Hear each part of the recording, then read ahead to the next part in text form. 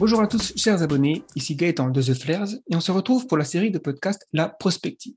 Je vais recevoir aujourd'hui Alter Is, youtubeur français qui s'intéresse aux uchronies, aux scénarios d'histoire alternative et également à la prospective et aux mondes imaginaires. Vous pouvez télécharger le podcast en audio si vous préférez l'écouter comme ça en vous baladant dans le jardin, à la campagne, en ville, sur le trottoir, ce genre de choses, comme vous voulez, ou alors le regarder sur YouTube si vous voulez passer 2 heures devant l'ordinateur à nous regarder parler, c'est votre choix.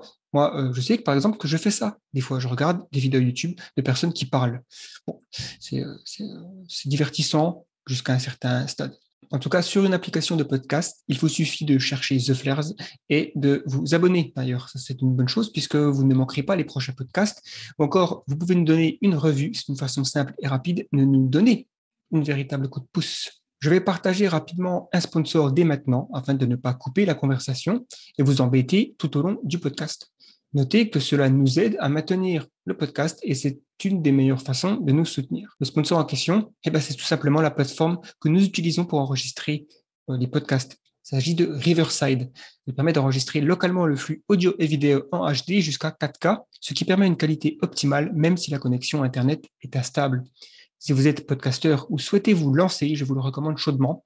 Cliquez sur le lien dans la description pour commencer une période d'essai. Sans plus attendre, je vous souhaite une bonne écoute. C'est parti. Bienvenue sur le podcast de Flair.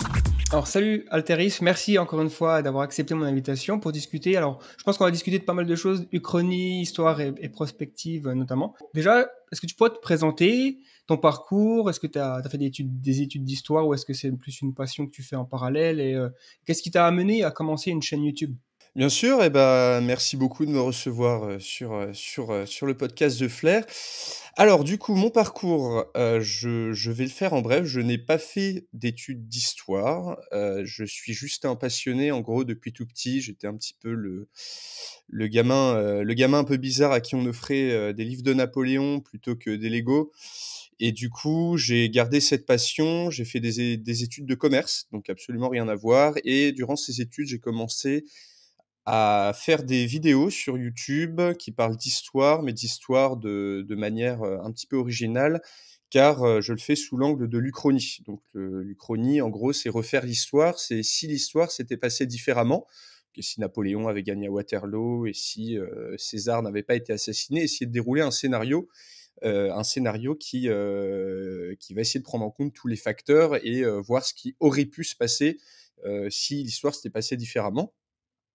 Donc j'ai commencé ça il y a à peu près 7 ans. Ça fait peut-être 3 ans que j'en vis à plein temps, que c'est devenu mon activité principale. Donc adieu le monde du travail et du coup, j'essaie, du coup de me diversifier au maximum, que ce soit dans le contenu de mes vidéos.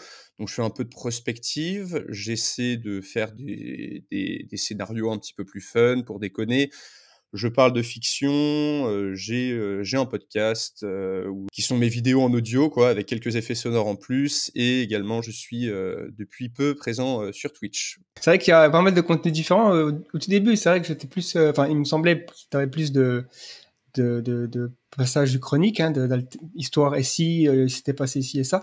D'ailleurs, on va explorer un peu plus en détail les uchronies, mais parmi tous les contenus que tu produis, est-ce que tu as identifié ceux qui marchent mieux? Quels sujets résonnent particulièrement bien avec ton audience? Est-ce qu'il y a aussi des époques particulières? Par exemple, je sais pas, tu as fait des choses, si Napoléon avait gagné Waterloo, ou si un grand classique, l'Allemagne nazie avait gagné la Deuxième Guerre mondiale. Quels sont ceux qui te semblent être les plus populaires? Alors, les plus populaires, généralement, c'est dans des thèmes pour les uchronies. Alors, quand je parle purement d'histoire et pas des autres formats, ce qui est le plus populaire, ça va être des thèmes qui vont rester plus dans l'histoire de France. Donc, j'imagine que c'est parce que, en France, c'est l'histoire qu'on connaît, qu'on a apprise à l'école et que du coup, on trouve peut-être ça fun de l'échanger. Ça peut être si la France avait gagné la guerre de 1870, donc la guerre franco-prussienne. Ça peut être et si Napoléon avait gagné à Waterloo, et si Napoléon n'avait pas envahi la Russie. Et il y a également toute la partie Seconde Guerre mondiale qui est franchement un réservoir inépuisable d'Uchronie. que ce soit si Hitler avait gagné la Seconde Guerre mondiale, mais aussi si Hitler n'avait pas envahi la Russie, et si la France avait gagné en 1940, et si Hitler avait eu la bombe atomique, ce qui est, je pense, le scénario le plus joyeux de tous. Et enfin, quand on sort des uchronies, je trouve que les gens sont très friands d'imaginaire. Donc que ce soit des scénarios à la base d'univers fictifs, ou juste des scénarios de science-fiction. Par exemple, j'avais fait une vidéo concours qui a très très bien marché, où j'ai demandé à mes abonnés lors d'un concours de m'écrire des scénarios de futur pour l'humanité et de voir comment eux, ils voyaient le futur et ce qui allait arriver prochainement, donc à court, moyen et long terme. Et au final, ça a bien marché, parce que tout simplement, les gens sont curieux et sont en recherche peut-être d'imagination et de créativité, que ça vienne de moi ou d'autres personnes. Et il y a aussi tout l'aspect prospectif qui marche pas mal. Donc pareil, j'avais fait une vidéo en 2018, que se passerait-il si une pandémie se déclenchait dans le monde, qui du coup, moi, avec le contexte actuel, a refait surface d'un coup. Ouais. Ouais, je pense avoir identifié les sujets qui marchent le mieux. Ce qui est bien avec l'Uchronie, c'est que c'est difficilement épuisable en tant que sujet, mais il y a quand même des gros sujets. Donc tu parlais de Hitler, la Seconde Guerre mondiale, Napoléon, Waterloo, tout ça. Il y a des gros sujets que j'ai très vite fait et que du coup je peux pas forcément refaire, quoi. Après, comme tu dis, tu peux toujours explorer différentes approches, voir peut-être que effectivement l'Allemagne peut gagner la deuxième guerre mondiale, mais après tu peux avoir la guerre froide entre l'Allemagne et le Japon si on reprend un scénario un petit peu à le maître du haut château ou ce genre de choses. Donc encore une fois, c'est vrai que c'est inépuisable. On peut même se spécialiser. Là, je vois une chaîne anglophone qui s'appelle Alternate History Hub, qui est d'ailleurs une des raisons pour laquelle j'ai commencé YouTube, qui en gros commence à se spécialiser vraiment comme si l'Italie à la fin de la Seconde Guerre mondiale avait été divisée comme l'Allemagne, donc entre un nord et un sud, et si l'Allemagne avait été divisée différemment, donc on peut vraiment faire des aspects, des uchronies sur tous les aspects de la Seconde Guerre mondiale, ça marchera bien. Pourquoi ? Parce que c'est une chose qu'on apprend à l'école, c'est une chose qui est toujours dans notre imaginaire collectif, présente de manière très forte, quoi. Oui, et puis c'est aussi une connexion, je pense, avec l'histoire assez récente. On peut voir plus facilement les trajectoires que si on dit, voilà, si l'Empire romain s'était pas effondré. Il y a tellement de choses qui auraient pu se passer entre cette époque et maintenant que, en fait, il y a trop de dominos, en fait, qui sont à faire tomber. Ça, c'est un des trucs compliqués dans l'Uchronie, c'est que après 20 ans de prédiction, ça devient de la science-fiction limite. Mais le facteur hasard est trop grand, en fait. C'est-à-dire qu'on ne sait pas, imaginons César n'a pas été assassiné. Son projet, juste après, c'était de partir en campagne dans l'Est, avec la plus grosse campagne militaire de toute la République romaine, avec 16 légions, contre les Daces et les Parthes. Imaginons que s'il survive à son assassinat, il aurait très bien pu glisser sur quelque chose juste après et se péter le crâne. On ne sait pas. Mais en fait, on est obligé de faire avec les facteurs qu'on a. Et le problème, c'est que le hasard est complètement... on peut pas prédire le hasard, quoi. Et donc, quand tu travailles sur une vidéo, généralement, tu vas faire quel type de recherche tu fais? Tu vas lire un livre en particulier? Je sais pas, si on prend un exemple, justement, tu as fait l'exemple de Rome. Tu as fait une vidéo assez récente là-dessus, je crois. Hein. Sur César, ouais. C'est pour ça que j'en parle, c'est un peu plus frais. Parce que c'est vrai que je suis aussi tombé dans un rabbit hole, un trou de lapin, enfin je sais pas comment dire. Ouais, je vois ce que tu veux dire. Un labyrinthe avec Rome récemment où j'ai découvert le podcast The History of Rome. Donc c'est un podcast où il y a 150 épisodes de 10 minutes chacun sur de la fondation de Rome à la chute, quoi. Hein, donc fantastique. Regarder le documentaire sur Rome, j'étais à fond dedans. Et donc c'est fascinant, quoi, comme période. Mais je sais pas jusqu'à quel point tu recherches tes vidéos avant de te lancer dans une uchronie. Du coup, alors il y a certaines, en fait, souvent, enfin parfois, plutôt, je vais dire, il y a des idées de vidéos qui me viennent, beaucoup de ma communauté qui sont là à me mettre des suggestions sur suggestions, etc. J'ai des idées de période que je trouve intéressantes. J'en ai d'autres qui me viennent en lisant des bouquins. Donc, pour répondre à ta question, comment ça se déroule les recherches? Principalement sur Internet. En gros, ce que je vais faire, c'est que je vais beaucoup me renseigner sur la période, aussi en lisant quelques livres s'il y a besoin d'un complémentaire. Et je vais tout simplement essayer de voir tel événement, tel facteur, que s'est-il passé là, quelles étaient les tendances historiques, quels étaient les facteurs qui ont défini cette période, et essayer tout simplement de me faire un raisonnement logique, ou parfois pas logique, hein, parfois je peux complètement partir en sucette, mais essayer de faire un raisonnement logique pour voir ce qui aurait pu se passer. Donc par exemple, pour César, se renseigner sur éventuellement les écrits qu'il a laissés avant sa mort, se renseigner sur les témoignages qu'il a laissés avant sa mort, pour se dire, pour voir en fait, pour apprendre, finir par apprendre avec quelques recherches, que son projet, s'il n'avait pas été assassiné, c'était de faire une campagne sur pour les DAS et les Parthes, et à partir en fait de cet élément de base, essayer de dérouler quelque chose de probable. Donc qu'aurait-il fait après? Apparemment, il serait sûrement, vu la situation à Rome, il serait revenu consolider son pouvoir, qui était encore assez fragile, donc après la conjuration. Et ensuite essayer de voir les petits facteurs extérieurs, par exemple le petit Césarion, qui était le fils que César a eu avec la reine Cléopâtre, serait devenu roi d'Égypte et n'aurait pas été tué comme dans la réalité. Il n'y aurait pas eu de seconde guerre civile romaine, du coup ça aurait changé tout le rapport de force entre Marc-Antoine, Octave, etc. Et en fait, à partir de là, essayer tout simplement de construire un scénario. Pour continuer sur César, il a précipité la fin de la République. Donc ensuite, se poser la question, est-ce que la République aurait pu perdurer en l'état, et expliquer pourquoi la République était... bon, moi, je pars du principe que la République romaine était condamnée, mais peut-être essayer de changer ça et voir ce qui aurait pu se passer si l'Empire avait continué malgré tout. Donc c'est un cheminement de pensée que je fais à partir d'un point de départ, et j'essaie en fait de voir de manière réaliste les intentions et ce qui aurait pu se passer dans les 10-20 années après le point de changement, et ensuite construire tout simplement un scénario dessus à base de déduction, quoi. Ouais, certains scénarios prennent plus de temps que d'autres, donc j'imagine que ça doit faire une différence. Est-ce que tu mets combien de temps à peu près du moment où tu as l'idée d'une uchronie ou d'un autre sujet au moment où tu le publies? Ça, c'est un mois, plusieurs mois? Non, c'est assez rapide, parce que maintenant, bah, pour tout ce qui est écriture de vidéo, bah, vu que ça fait quasiment 7 ans que j'en fais, je suis devenu un peu rodé. Donc j'ai une bonne petite routine. Non, je dirais que ça met entre une semaine et 2-3 semaines, selon le sujet. Il y en a qui peuvent être très denses, il y en a d'autres qui peuvent se traiter de manière un peu plus courte. Par exemple, César, la vidéo sur César a été assez courte, parce qu'au final, c'est tellement spéculatif qu'on peut pas forcément aller super loin, mais il y en a d'autres où on peut carrément imaginer un scénario qui se déroule sur 1000 ans, sur 2000 ans, selon la période, que ce soit un scénario sur l'Empire romain, un scénario sur... j'y repensais l'autre jour, et si les autres races d'humains, c'est-à-dire les Néandertals, les Homo erectus, etc., avaient survécu. Et ça, c'est un scénario fascinant qui pareil, part complètement dans l'imagination dès le point de changement, mais qui peut s'étaler sur des millions d'années, quoi.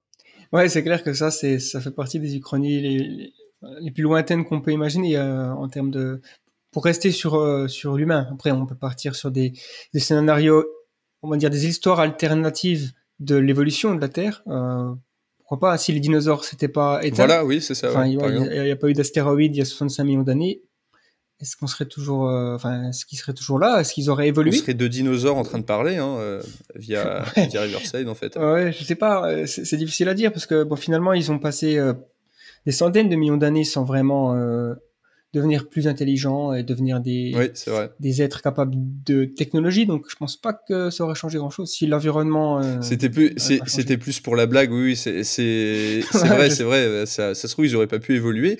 Mais encore une fois, c'est ça qui est drôle, c'est qu'on peut en débattre des heures, et on n'aura jamais la vraie réponse, parce qu'on sait toujours, enfin, comme j'ai dit, il y a le facteur chance, il y a le facteur hasard. J'avais lu quelque part qu'il y avait soi-disant des dinosaures, une espèce de dinosaure avec des pouces opposables à un moment, qui aurait éventuellement pu développer une intelligence, mais rien de sûr, rien de certain. Au final, c'est que de la Ouais. conjecture, pardon. Aujourd'hui, donc ta chaîne fonctionne bien, comme tu dis, tu fais ça à plein temps, tu as un rythme, t'es rodé. Quels sont tes objectifs? S'ils ont changé? Est-ce que tu as des ambitions, des projets un peu plus larges que tu aimerais partager? Parce que c'est peut-être des trucs que tu utilises. Bien sûr, bien sûr. Non, bah, pour le coup, depuis que j'ai lancé ma chaîne Twitch, je parle de mes projets un peu comme ça, il y a vraiment pas de secret. Bah, du coup, oui, le but, en fait, c'était aussi de recentrer ma chaîne, parce que l'Uchronie, j'en fais encore, mais j'essaie de varier de plus en plus les sujets parce que même moi, au bout de 7 ans à faire des Uchronies, etc., je commence par sentir une certaine lassitude, mais je veux pas me forcer en fait, tout simplement, à faire que des Uchronies tout le temps. Du coup, j'essaie en fait d'élargir un petit peu mes sujets sur la fiction en général, que ce soit de la pop culture, que ce soit des univers de fiction, pourquoi pas faire des uchronies dans des univers de fiction, ce qui serait aussi une bonne idée.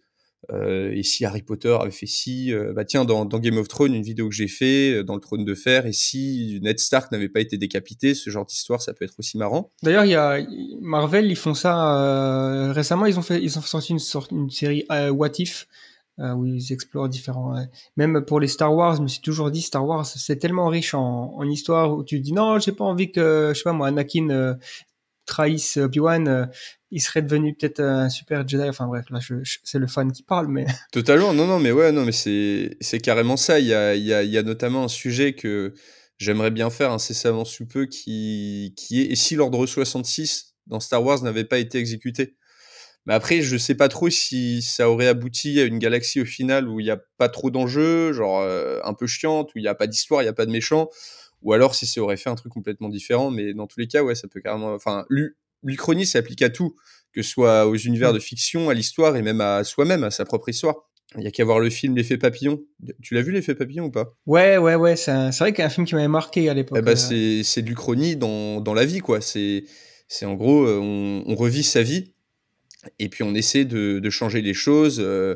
On essaie de voir ce qui s'est mal passé, etc. Moi, c'est le principe du film, mais du coup, c'est un peu de l'Uchronie. Que c'est ici j'avais fait ci, et si j'avais fait ça, etc.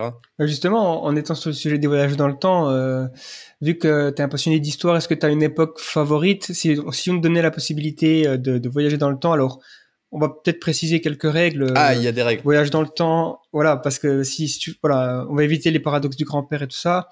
On va dire plus que tu vas pouvoir être comme au cinéma, quand tu vas pouvoir observer une époque sans l'affecter. Quelle époque choisirais-tu? D'accord. Parce que, ok, du coup, dans ce cas-là, je choisirais direct l'Empire romain, je pense. D'accord. Rome, Alexandrie, peut-être aussi l'Empire byzantin pour aller voir Constantinople, à quoi ça ressemblait, tout simplement, la vie quotidienne de ces gens sous l'Empire. Essayer de voir un petit peu, parce que c'est vrai que si jamais t'avais pas mis de règles, débarquer en pleine Rome antique avec ses vêtements, sa dégaine, ne sachant pas parler latin, c'est, je pense, direct crucifié. Donc, ou alors réduit en esclavage. Mais dans tous les cas, oui, si jamais il n'y avait pas eu de règles, je pense que j'aurais pris Paris de la Belle Époque pour voir un petit peu la ville où j'habite sous un angle différent. Donc c'est les années 20? Ouais, ouais. Un peu avant? Non, la Belle Époque, c'était avant la Première Guerre mondiale, il me semble. Donc c'était Ah oui, plus ouais, ces c'est années entre 1900. 1900, ouais. Après, avec à Paris, la Tour Eiffel qui est inaugurée. Voilà, ouais, c'est ça. La ville venait d'être rénovée par le baron Haussmann, mais il y avait encore tout un tas, voilà, c'était l'époque où il y avait des immigrants qui venaient de la campagne et qui s'amoncelaient aux portes de la ville. Mais sinon, l'Empire romain, sous la vie quotidienne, ça devait être quelque chose, franchement. D'ailleurs, il y a une super série qui s'est arrêtée trop tôt, qui était Rome, de HBO, et qui est assez fidèle à ce niveau-là. Ouais, je l'ai pas vu. J'ai vu Roman Empire sur Netflix. Donc il y a 3 saisons où chaque saison s'intéresse à un empereur. Ouais. C'est pas mal, c'est un gros budget tout ça. Et puis c'est docu-fiction, hein, d'une certaine façon. Donc il y a toujours des historiens qui sont interviewés de ça. Mais la série Rome, non, j'avais pas. Faudra que je la Elle est marrante parce qu'on voit vraiment ils ont vraiment fait un effort pour retranscrire la vie quotidienne, non pas la vie des empereurs, mais la vie du plébéien de base, qui va aller faire des graffitis de pénis sur les murs, qui va faire des émeutes, qui va commercer, etc. Et du coup, c'est assez fascinant. Gros budget, mais je crois d'ailleurs qu'ils ont arrêté justement parce que ça a pas assez marché, quoi. Moi, je jetterai un œil. C'est vrai que après, ouais, comme tu dis, s'il y a pas de règles, voyager dans le temps, c'est périlleux comme exercice, Ouais. ne serait-ce que pour les maladies ou si t'as une rage de dents, c'est pas le bon moment pour avoir une rage de dents quand tu voyages dans le temps, quoi. Bah, t'as plus de dents, quoi. Ouais, parce que aller au dentiste à l'époque, pré-anesthésie, Non, pas une bonne idée. Ah bah l'anesthésiant, c'était l'alcool, hein. On te faisait boire un peu de gnôle avant de t'arracher les dents à la tenaille, mais oui, c'est vrai que ça fait pas trop envie, quoi. Disons que ça fait penser que l'anesthésie est une des plus belles inventions de l'humanité dans ce cas-là. Hein, C'est vrai, c'est vrai, c'est vrai. C'est vrai que j'ai aussi une affection pour le Rome et aussi un peu avant le monde grec, donc à partir de moins 500, quoi. J'aimerais beau aussi découvrir la naissance du bouddhisme en Inde, ça peut être intéressant de Ouais, carrément rencontrer aussi. le Bouddha. Rencontrer le Bouddha, ce qui est un petit peu piégeux, dans le fait, par exemple, de rencontrer des grands personnages historiques comme ça, c'est qu'il y a aussi peut-être un risque d'être déçu. C'est vrai. Parce que l'image qu'on s'en fait, qui a été transmise, par exemple, Alexandre le Grand, on le mettait, voilà, tout le monde le met sur un piédestal, le jeune homme fringant, et cetera. Au final, il était complètement alcoolique, il devait être horrible à vivre au quotidien. Et du coup, c'est vrai que si jamais Mm. on arrive et qu'on est déçu et que le Bouddha, au final, c'est un type qui passe toute la journée à rien faire dans une hutte, au final, j'imagine que ouais, c'est un peu chiant. Ah ouais, c'est peut-être pas ça, mais c'était pour l'exemple. Ah, ça pourrait faire un scénario de film intéressant, ça, un voyageur Oui, dans c'est le vrai. temps Ouais. qui se rend compte que, bon, après, il y a aussi le piège du, je sais pas si, je sais pas, je me rappelle plus le nom que ça a, mais c'est aussi un des paradoxes du voyage temporel, c'est que si tu vas voir le Bouddha et que tu commences à discuter avec lui, tu dis, oh, j'ai été trop influencé par vous, notamment sur ce que vous avez dit là et là et là. En fait, tu peux te demander qui c'est qui a vraiment eu l'idée de cette philosophie. Parce que Oui, si c'est toi, en lisant le Bouddha dans le futur, mais ensuite tu remontes dans le temps pour lui dire, finalement, qui c'est qui a inventé le bouddhisme, qui, tu vois. qui c'est qui a créé ça? Bah, voilà, ça c'est les paradoxes temporels, c'est un truc à se griller le cerveau, quoi. Et une époque que tu éviterais à tout prix, s'il y avait vraiment un endroit où c'est l'enfer sur Terre, ce serait Ah, quoi? c'est une bonne question. Bah, je dirais l'Europe pendant la peste noire. Je pense que ça devait pas être franchement énorme à vivre. Ouais, Entre c'est vrai. les cadavres dans les rues, le fanatisme religieux à tous les étages, les flagellants, les guerres, la famine, les bandits et tout. Je sais pas si, même en tant que spectateur, j'aurais envie de voir ça de haut, quoi. Ça fait vraiment pas envie du tout. Ou alors en vrai n'importe quelle guerre, surtout n'importe quelle guerre moderne, où c'était même si j'aimerais bien voir éventuellement une bataille au Moyen Âge, j'ai clairement pas envie d'aller voir ce qui se passe à Stalingrad en 1942, quoi, par exemple. Hmm. Ouais, ouais, une bataille historique. C'est vrai qu'on ne se rend pas vraiment compte euh, de la brutalité d'une bataille avant l'ère des armes à feu, quoi. Parce que quand tu dois tuer ton ennemi à corps à corps, ça te place dans un rapport à l'autre complètement différent Oui, c'est vrai.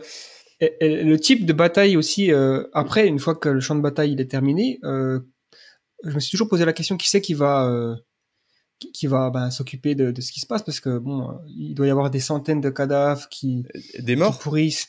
Ouais, ouais, pendant des. Au Moyen Âge, à l'époque médiévale, c'était souvent des pillards qui s'occupaient des morts en premier. Donc des gens des alentours, des paysans du coin qui venaient récupérer tout un tas d'objets sur les morts. Et les blessés, soit étaient laissés là agoniser, soit ils avaient un peu de chance, étaient rapatriés. Mais généralement, les gens blessés, au Moyen Âge, on les considérait à moitié pour morts, hein, parce que dès qu'on avait une blessure avec la gangrène, tout ça, c'était pas forcément, on n'avait pas de grande chance de s'en sortir. Mais du coup, pour revenir sur ce que tu disais, au final, même si au Moyen Âge c'était plus brutal, les gens avaient une chance de voir leur ennemi, alors que ce qui a été horrible avec la guerre moderne, et surtout à partir de la Première Guerre mondiale, c'est qu'avec l'artillerie, avec les bombardements, etc., en fait, 80% des soldats mourraient sans rien comprendre, déchiquetés par une explosion, etc., et n'avaient tout en ayant strictement aucune chance de se défendre, quoi. C'est vrai. Mais après, bon, la guerre en général, c'est de la merde, mais c'est vrai que quitte à mourir sur un champ de bataille, je préférerais le faire avec une épée, un bouclier, plutôt que mort sous un obus, quoi. Il y a un podcast assez célèbre, je sais pas si tu connais, c'est Hardcore History de Dan Ah, ça Carlin. me dit un truc, ouais. Ouais, il fait des podcasts de 5 heures. Et c'est un truc solo, quoi. Il fait ça solo, il improvise, quoi. Hein. Donc, il y va et il est fasciné par l'histoire de militaires, hein, en particulier. Donc, il a des épisodes sur par exemple, la naissance de l'Empire perse avec des premiers empires en Mésopotamie, je crois que c'est les Arcadiens, non, l'empire, à l'époque c'était en Syrie, en Mésopotamie, quoi. Donc c'était en gros l'âge de bronze, tout ça. Et il explique un petit peu le type de bataille que ces personnes devaient combattre, et notamment le fait qu'il y avait quand même beaucoup de gens qui se barraient, quoi. Ah oui. Ils arrivent sur le champ de bataille avec leur épée, tout ça, ils se disent, j'ai pas envie de faire ça, et ils se barrent. Bon, il faut pas qu'ils se fassent retrouver, quoi. Je suis là avec un seigneur que je connais pas, je me bats pour je sais pas quoi, je suis même pas payé, j'ai faim, j'ai froid, je me barre, quoi. Oui, bien sûr. Mais d'ailleurs, Ouais, il y avait assez peu de morts pendant la mêlée, dans les batailles médiévales. Au final, le plus grand nombre de morts et de blessés, il se faisait lorsque l'armée flanchait. Il y avait une des deux armées qui flanchait, qui se mettait à fuir. Et c'était comme ça que les batailles se gagnaient. Et puis ensuite, les massacres se faisaient pendant la poursuite. Et au final, ouais. sur le champ de bataille, il y avait moins de morts comparativement à l'après-bataille. Ouais, l'aspect psychologique finalement de la guerre, elle est terrible sur un champ de bataille. J'imagine que ça devait être, comme tu dis, une armée qui flanche. Et donc, c'était aussi l'avantage d'avoir une armée professionnelle qui était entraînée. Donc là, c'est là où on voit les cultures qui commencent à focaliser finalement leur éducation vis-à-vis de ça, les Spartiates, je pense que ça se dit en français. C'est vrai que l'utilisation de conscrits n'a jamais été la meilleure méthode pour avoir des soldats motivés avec un gros moral. Et d'ailleurs, on en voit l'exemple aujourd'hui en Russie, enfin plutôt pendant la guerre russo-ukrainienne, où justement, il y a des conscrits qui ont été envoyés au casse-pipe. On a vu une baisse de morale assez forte, des véhicules abandonnés, des gens qui se barraient. Et c'est ça le problème, c'est quand on envoie des conscrits qui sont forcés à être là, qui sont souvent mal payés, qui ont souvent pas les meilleurs équipements, etc. Bah forcément qu'on n'a pas la troupe la plus motivée du monde, quoi.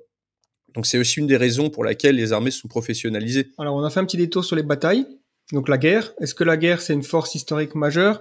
Parce qu'il y a quelque chose que j'aime beaucoup avec l'histoire, c'est ce qu'on appelle la macro-histoire, c'est regarder vraiment, prendre du recul, tu vois la frise chronologique, moins 12 000 ans à aujourd'hui, ce genre de choses, et tu te dis voilà, qu'est-ce qui a vraiment influencé les trajectoires de l'humanité? Et donc il y a technologie, économie, révolution sociale, guerre. Est-ce que tu penses qu'il y a certaines forces qui ont tendance à façonner l'histoire plus que d'autres? C'est une bonne question. Bah, de toute façon, je pense qu'il y a quand même un facteur qui est au-dessus de tous, qui surnage un peu au-delà de toutes les cultures, de toutes les actions des hommes, même de n'importe quelle bataille ou et cetera. C'est tout simplement le hasard.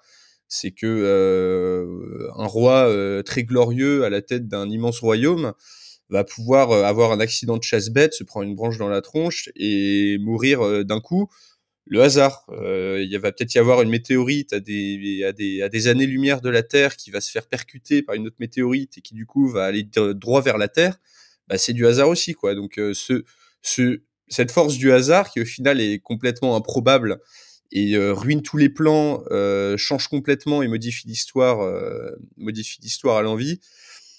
Est un facteur complètement imprévisible et selon moi le plus puissant. Après, je sais pas trop ce que t'en penses. Ouais, si, c'est une bonne, effectivement, hein, c'est évident que la chance ou la malchance, hein, le hasard arrive à des moments où on se disait, ça contrecarre toutes les prédictions quoi qu'on peut faire à une époque. Il y a aussi des fois, tu te dis, mais la chance, mais j'ai interviewé quelqu'un qui a travaillé donc sur le rôle de la chance dans le nucléaire, quoi, dans les armes nucléaires Ah ouais, finalement. d'accord. Depuis 1945 jusqu'à aujourd'hui, en fait, on a évité des catastrophes avec des bombes nucléaires, que ce soit des échanges accidentels, donc c'est-à-dire un système de radar qui identifie l'arrivée d'un missile, quoi, donc une première frappe, et la personne qui voit ça, elle se dit non, ça doit être une erreur, quoi. Il suffit que ce soit quelqu'un d'autre qui soit à sa place, que ce soit peut-être un fanatique qu'un autre, Voilà, ouais. qui dit bah merde, faut que j'attaque parce que faut que je donne l'ordre à mon commandant et tout ça. Ou alors il y avait eu un cas où il y a une bombe donc nucléaire qui tombe qui tombe comme ça d'un avion en Amérique. Donc, c'était un avion de l'armée américaine, un B, je sais pas, 29 ou je sais pas quoi, et un B-52. Ouais. Et la bombe, elle tombe sur le sol, mais elle explose pas. Alors que ça aurait été, mais une catastrophe dans les livres d'histoire qui aurait fait un tournant, quoi. Donc, ça aurait peut-être complètement changé la façon dont on regarde les bombes nucléaires aujourd'hui. Et tu te dis, waouh. Il y avait aussi cette histoire pendant la crise de Cuba, avec ce sous-marin soviétique, il me semble, qui,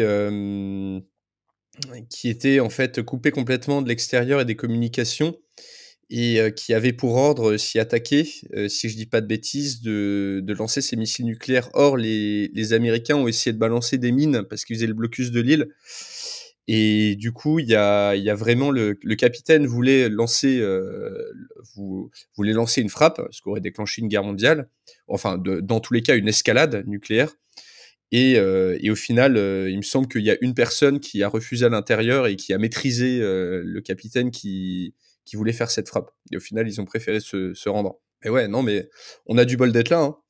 Ah ouais, là, à ce niveau-là, c'est sûr que et c'est ça qui fait, qui effraie par rapport, donc là, si on se projette dans l'avenir, c'est que ces armes, elles sont toujours là, il suffit que voilà, on a un dictateur, autocrate qui pète un peu les plombs ou qui se sent tendu, qui voit les options se diminuer au fil des semaines, qui se dit: «Ben, voilà, qu'est-ce que je fais?»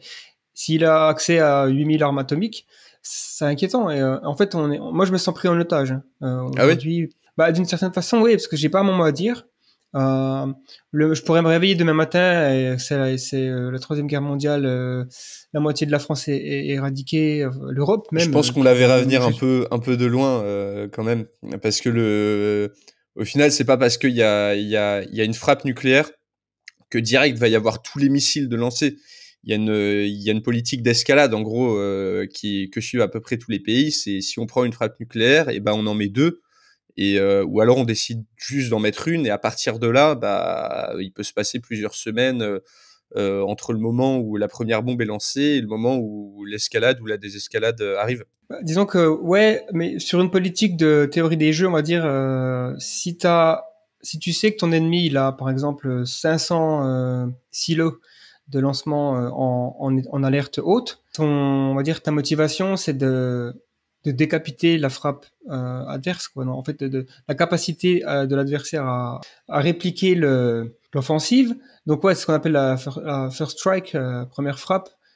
Et c'est vrai que et on pourrait se dire aussi, mais en fait, la rationnelle, cette espèce de théorie des jeux finalement du nucléaire, c'est très étrange parce que si tu es un président et que tu sais que tu as 30 minutes pour décider si tu vas envoyer toutes tes armes atomiques sur l'adversaire, donc pareil, tu vas cibler 500 sites. Tu dois te dire, ok, bon, j'ai perdu de tous les cas, hein, parce qu'il n'y a aucun moyen aujourd'hui d'intercepter les missiles. En tout cas, surtout si on a 500 qui arrivent ou même plus.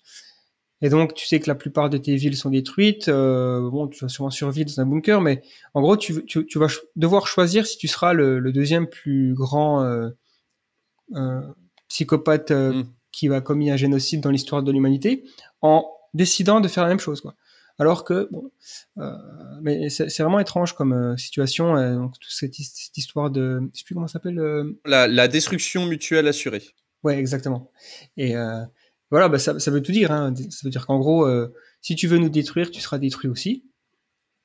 Mais qu'est-ce que ça dit sur les autres pays, quoi? Les autres pays qui n'ont pas l'arme nucléaire, bah, on voit bien l'Ukraine aujourd'hui. Bah ouais, s'ils avaient eu l'arme nucléaire, pas sûr qu'ils soient dans cette situation, hein. Donc au final, c'est vrai Exactement, que ouais. c'est différent. Mais après, pour reprendre sur ton raisonnement, faut savoir que, histoire de se rassurer un peu, même en Russie, le président n'est pas le seul à appuyer sur le bouton de la mallette nucléaire. Il y a déjà, plusieurs autres, généraux et cetera qui, devant l'énormité de la situation pourraient dire non, pourraient tout simplement refuser. Il y a tous les échelons du bas, qui pourraient également refuser de presser le bouton. En fait, il y a beaucoup d'étapes et c'est pas juste un gros bouton rouge qui est posé sur la table du président ni de Poutine, ça n'existe pas.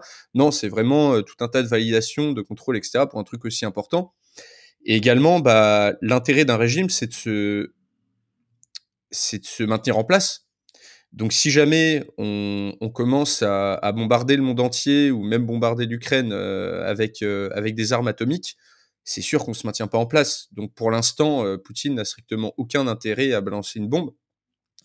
Et même, même s'il le voulait, si on raisonne par intérêt, et je pense qu'il reste rationnel, il y a plus de désavantages que d'avantages à balancer. Enfin, il y a toujours plus de désavantages en fait à balancer une bombe nucléaire que d'avantages. C'est vraiment la solution de dernière extrémité. Donc moi, je vois vraiment pas une guerre nucléaire arriver dans les prochaines années. Après, on disait ça aussi pour l'invasion de l'Ukraine, et puis on a tous été pris de court. En fait, il y a cette idée de rationalité, finalement, que des agents rationnels n'entreraient pas en conflit nucléaire parce que, effectivement, il n'y a pas de gagnant. Je sais plus qui c'est qui avait dit ça, hein, qu'une guerre nucléaire ne peut pas être gagnée, en fait.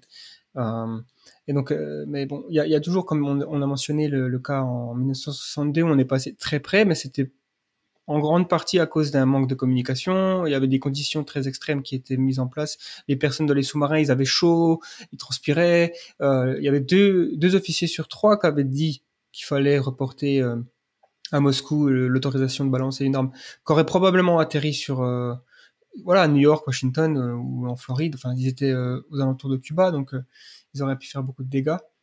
Il y a aussi le cas où tu as vraiment une sorte de fausse... Enfin, tu dois choisir si c'est une fausse alerte ou pas, et tu as à peu près 30 secondes, enfin, non, pas 30 secondes, mais 30 minutes, on va dire. Le temps que, la détection se fait, il y a des missiles qui sont en approche, plusieurs. Tu es réveillé à 5 heures du matin, t'es le président, ou que ce soit Poutine ou pas. D'ailleurs, c'est pour ça que les périodes de tension sont encore plus dangereuses, parce que aujourd'hui, Poutine, si malheureusement il y a une erreur sur un système de radar qui indique une frappe nucléaire, alors Poutine, il va peut-être pas se dire quand même que les États-Unis sont assez fous pour faire ça, mais il est quand même dans une situation où il est en conflit, il est tout seul. En ce moment, il est un petit peu, je pense, pas très bien entouré. On voit bien avec sa grande table là. Donc ça augmente, on va dire, la probabilité. Maintenant, effectivement, je pense qu'il y a quand même aujourd'hui là. Après, il est pas tout seul, quoi. Il y a tout un entourage qui lui ne va sûrement pas mourir si Poutine devient complètement fou et décide de lancer une bombe nucléaire. Si c'est le cas, son entourage va sûrement pas se dire ah bah oui, totalement, c'est une bonne idée, allons-y, massacrons toute l'Europe pour la grande Russie et tout. Non, non, il y a forcément quelqu'un qui va dire non au bout d'un moment, quoi. Ouais, espérons. C'est le cas de toute façon, ces genres de choses, ça fait partie de l'inconscient collectif. C'est dans notre Ah bah ouais, Enfin, je faut vivre avec préférerais ça. vivre dans un monde où il y en a moins, en tout cas. Je pense qu'on n'a pas besoin d'autant. L'arme nucléaire est utile, par exemple, en cas de, s'il y a un astéroïde qui arrive, on sera content d'avoir des armes aussi On puissantes, sera très content. certainement. Mais bon, aujourd'hui, c'est en tant que, alors il y en a qui disent que ça maintient la paix entre puissances qui l'ont, mais peut-être pas entre ceux qui l'ont pas déjà. Et bon, c'est un club fermé. C'est aussi pour ça que je pense l'Iran, la Corée du Nord, ils veulent absolument faire partie de la top des grands parce que ils savent on les embêtera pas s'ils ont une bombe nucléaire. C'est vrai. Mais du coup, là, c'est le conflit entre la Russie et l'Ukraine, c'est 2 conflits entre nations entre nations souveraines qui, avant l'invention de l'arme nucléaire, étaient beaucoup plus fréquents. Il y avait vraiment une guerre tous les 20 ans, tous les 30 ans, et cetera. Pourquoi? Bah, parce que le seul moyen de faire entendre ses vues sur ses voisins quand on voulait un territoire ou un truc comme ça, bah, c'était tout simplement de l'attaquer avec son armée et donc de provoquer un conflit. Or là, si jamais on attaque, une grande puissance en attaque une autre, bah, avec, tout ce qui est parapluie nucléaire et cetera, tout le monde est terrorisé. Personne ne veut voir son pays complètement réduit en cendres d'un coup comme ça. Et ce qui est dommage avec l'Ukraine d'ailleurs, enfin ce qui est dommage après c'est selon le point de vue, mais l'Ukraine à la chute de l'Union soviétique avait tout un stock d'armes nucléaires, mais a décidé de s'en débarrasser contre des garanties de souveraineté territoriale. Bon bah on voit du coup qu'ils se sont pas, ils se sont un peu fait avoir. Mais enfin du coup bon bref pour finir sur cette question, je vois vraiment pas le conflit dégénérer en guerre nucléaire, tout simplement parce que personne n'y a intérêt, quoi. Ok, ouais. Bon, on reviendra peut-être sur cette question effectivement un peu plus tard, mais pour rester sur la thématique de l'histoire en général, est-ce que, bon, c'est clair qu'on a discuté un petit peu et le fait qu'il y ait autant d'uchronie possible, ça montre bien que l'histoire est essentiellement contingente, c'est-à-dire qu'elle repose sur une série d'événements qui auraient pu ne pas se produire, etc. Est-ce qu'il y a une sorte de déterminisme quand même Est-ce qu'on peut quand même, en étudiant la macro-histoire, identifier des trajectoires qui paraissaient inévitables? Bon, ça peut être technologique, par exemple. Je pense qu'il y a une certaine forme de déterminisme technologique à partir du moment où on a découvert le feu, par exemple, ça devenait presque automatique qu'on invente une succession de choses liées au feu. Par exemple, cuire la nourriture. Bon, alors la cuisine, c'est une forme de technologie d'une certaine façon, et quasiment tout ce qui découle. Alors il y a certaines technologies effectivement qui n'étaient pas automatiques. Hein. Je pense les réseaux sociaux, ça aurait pu ne pas arriver, mais d'autres qui semblent être presque inscrites dans la trajectoire de l'histoire. Et c'est toujours aujourd'hui, avec notre recul, on voit ça comme ça parce qu'on se dit comment ça aurait pu être autrement et on pourra jamais vérifier. Mais je sais pas ce que tu penses de cette idée de déterminisme technologique ou même de déterminisme tout court. C'est vrai que c'est intéressant comme question. Après, moi, pour être honnête, c'est assez compliqué de répondre parce qu'au final, à chaque fois, on se dit quand on voit une évolution et qu'on l'analyse à l'œil de l'histoire, parfois on se dit: «Ah mais oui, en analysant tel facteur juste avant, en analysant la situation ici machin, ça ne pouvait arriver que comme ça». Ça aurait très bien pu aussi ne pas arriver, je sais pas comment dire ça. Heu, je pense pas vraiment qu'il y ait un chemin tout tracé dans l'histoire, je suis pas vraiment partisan de cette théorie. D'ailleurs, je pense que ceux qui annonçaient, par exemple, que la mondialisation et les échanges et cetera allaient, sans cesse augmenter dans le prochain siècle, par exemple, ont eu un peu une douche froide avec, une pandémie comme le covid qui, du coup, a mis un coup d'arrêt à cette mondialisation. Alors après, est-ce que ce sera durable? Je sais pas. Pareil, ceux qui nous annonçaient à la chute de l'Union soviétique, l'ère de la mondialisation heureuse, la fin de l'histoire, au final, l'histoire nous est revenue en pleine gueule avec, notamment le réarmement, des gens, enfin le réarmement des pays, des tensions de plus en plus grandes dans un monde multipolaire et au final un protectionnisme de plus en plus assumé de la part des dirigeants du monde, alors qu'on parlait d'ouvrir les frontières, économiques, financières et cetera. Donc au final, je pense pas vraiment qu'il y ait un déterminisme, au niveau peut-être historique, politique. Au niveau technologique, je sais pas. Tu théoricien en vrai, je comprends ce que tu veux dire. Parce que c'est vrai qu'à partir du moment où tu as fait du feu, bah, l'étape suivante, c'est quoi? Tu cuis ta viande, tu essaies de la conserver et cetera et puis ensuite, on construit là-dessus, on construit là-dessus. Ouais, bah en fait, c'est vrai que, étant donné que les technologies, elles reposent sur les lois de la physique, et que les lois de la physique, elles sont universelles dans le temps et dans l'espace, c'est en ça qu'il peut y avoir un déterminisme, c'est-à-dire qu'il y a une certaine succession de dominos qui ne peut arriver que d'une façon, quoi. Euh, Par exemple, c'est très peu probable qu'on aurait pu inventer les panneaux solaires avant le charbon et le moteur à vapeur, quoi. Parce qu'il faut, c'est un peu comme les arbres technologiques dans les jeux vidéo, tu Ouais, ouais, sais, ouais. il y a une certaine logique, quoi. Hein. Bon, c'est la logique qu'on a connue, mais je pense que si on étudie bien, d'ailleurs, c'est des projets d'arbres technologiques. Je pense que ça pourrait être intéressant de développer ça pour le monde dans lequel on vit. Mais en tout cas, ouais, j'ai tendance aussi à penser comme toi qu'il n'y a pas de déterminisme dans le sens le destin. Ce qui s'est passé n'aurait pas pu se. Alors, sauf si on est partisan de l'univers bloc en physique où finalement, depuis le Big Bang, le temps, en fait, il était presque déterminé dès les origines, quoi. Et donc, bon, là, ça devient presque métaphysique. Mais à part ça, il y a tellement de... Voilà, le hasard, déjà, comme on a dit, des révolutions sociales qui arrivent à droite à gauche. Euh, Ouais, puis après on peut imaginer des mondes, bah, par exemple le steampunk, c'est entièrement ça, c'est un monde qui est un peu bloqué à l'ère, à l'ère de l'industrialisation dans les années au 19e siècle, mais qui du coup a construit son progrès technologique différemment et qui maintenant fait des ordinateurs avec de la vapeur et cetera, n'a jamais vraiment, découvert tout ce qui est moteur. Alors si, il me semble qu'il y a des moteurs à explosion dans le steampunk. Mais bref, en fait, qui a une trajectoire différente. Donc dans le steampunk, il y a pas d'internet, il y a pas de virtuel, il y a pas de réseaux sociaux. Mais du coup, au lieu d'avoir des avions, il y a d'immenses montgolfières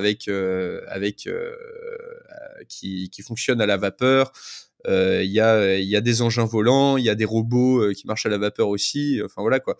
On peut tout imaginer. Après, c'est vrai que là maintenant, on voit le progrès technologique qu'on a eu. On se dit, ben oui, bien sûr, ça nous paraît logique, etc. Est-ce que ça l'est vraiment? Ça, j'en sais rien. Je pense que personne n'a la réponse, quoi. Ouais, non, clairement, il y a plein de trajectoires, comme tu dis, technologiques qui auraient pu prendre différents aspects. Il y a des grosses, on va dire, évidences hein, dans l'histoire des technologies, mais même l'histoire des sciences. Voilà, on peut aussi, j'aime beaucoup l'histoire des sciences, l'histoire des idées, la philosophie aussi, de se dire, Par exemple, et si, je sais pas moi, un Newton, il serait apparu 3 siècles plus tôt, quoi, ou ce genre de choses. Est-ce que le monde était prêt à recevoir une telle révolution scientifique ou pas, etc., etc. Ça peut être intéressant à voir.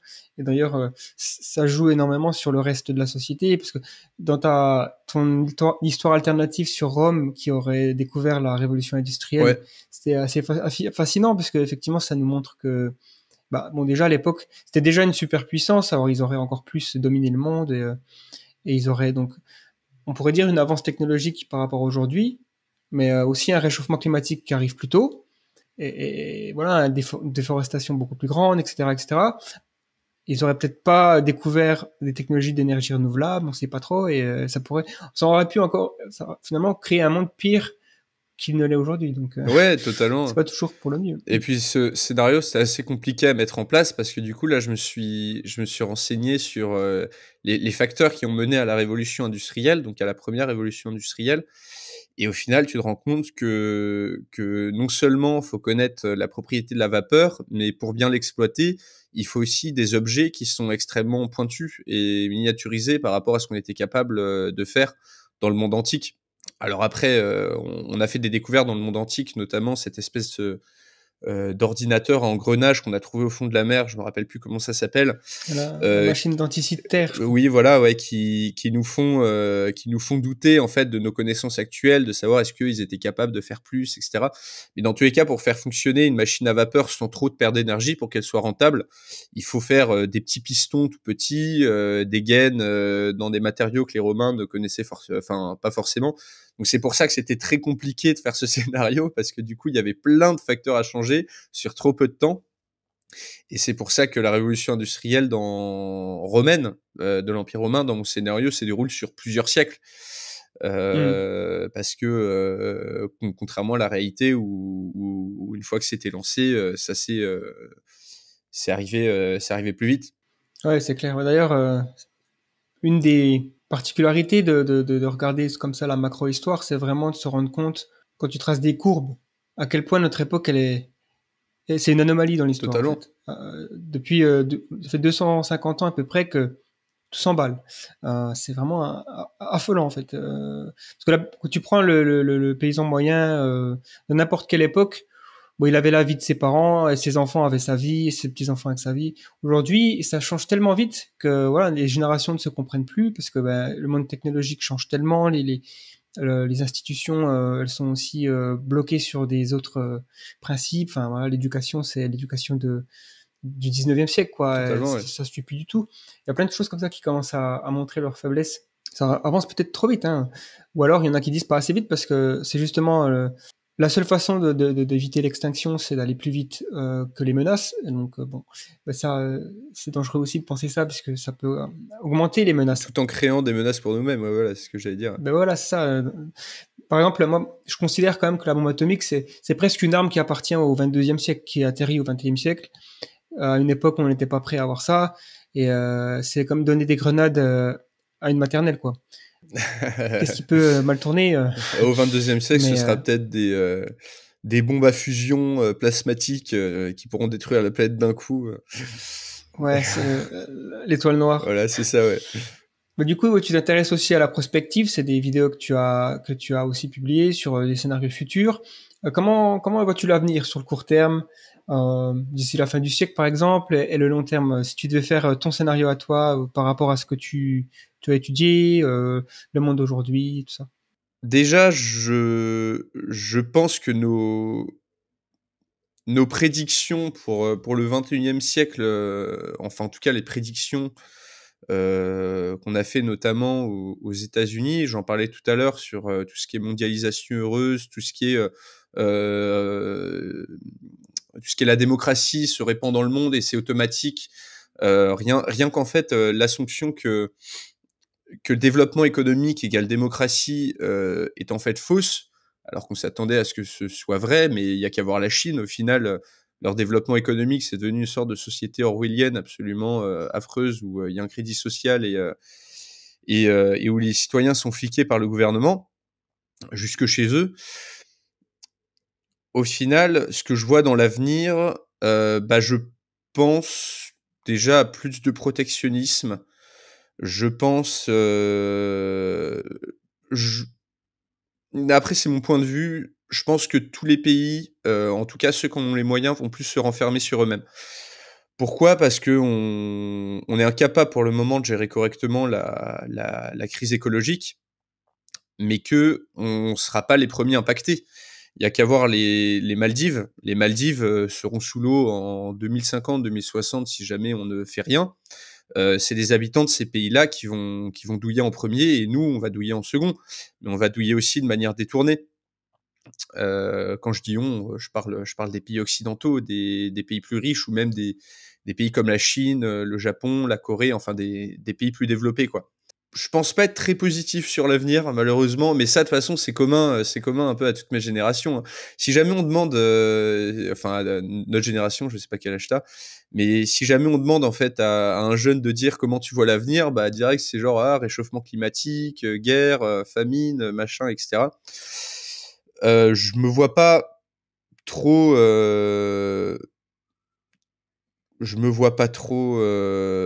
faire plus de prédictions que ça, en soi.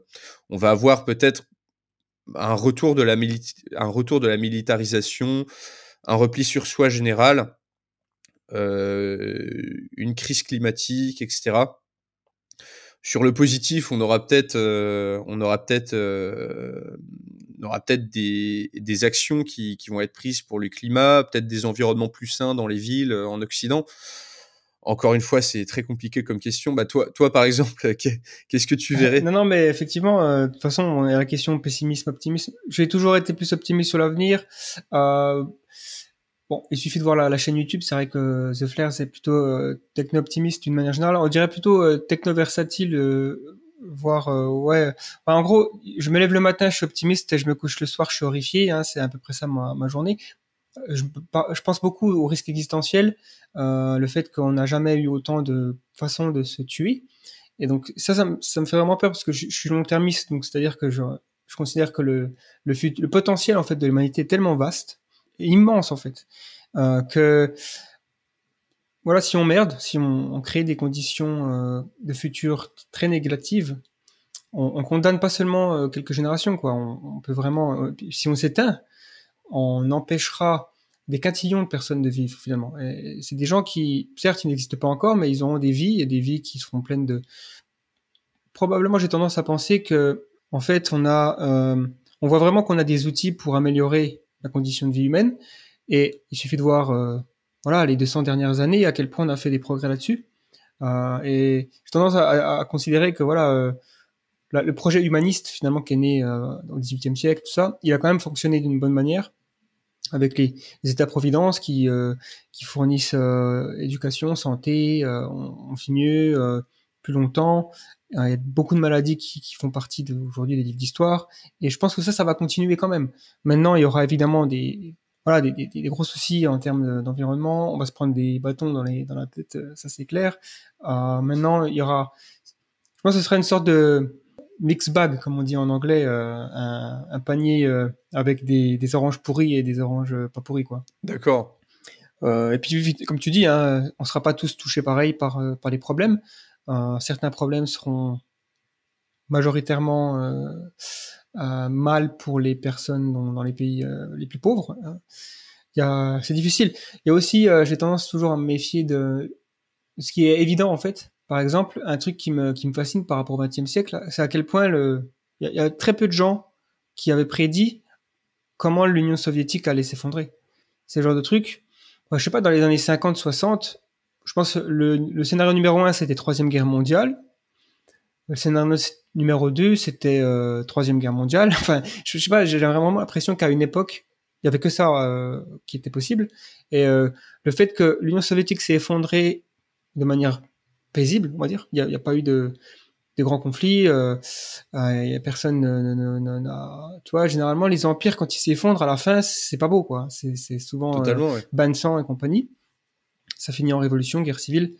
Bon, finalement, c'est là où il y a peut-être eu une opportunité qui a été manquée par l'Ouest d'aider la Russie et de faire une sorte de plan Marshall. Bah, le plan Marshall, les Russes s'en souviennent encore. C'était la décennie noire.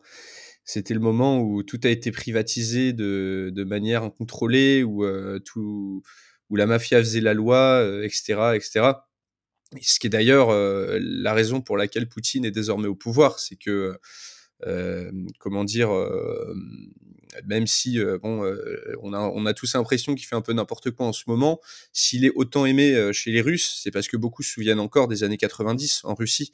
Et les années 90 en Russie, c'était pas joli à voir.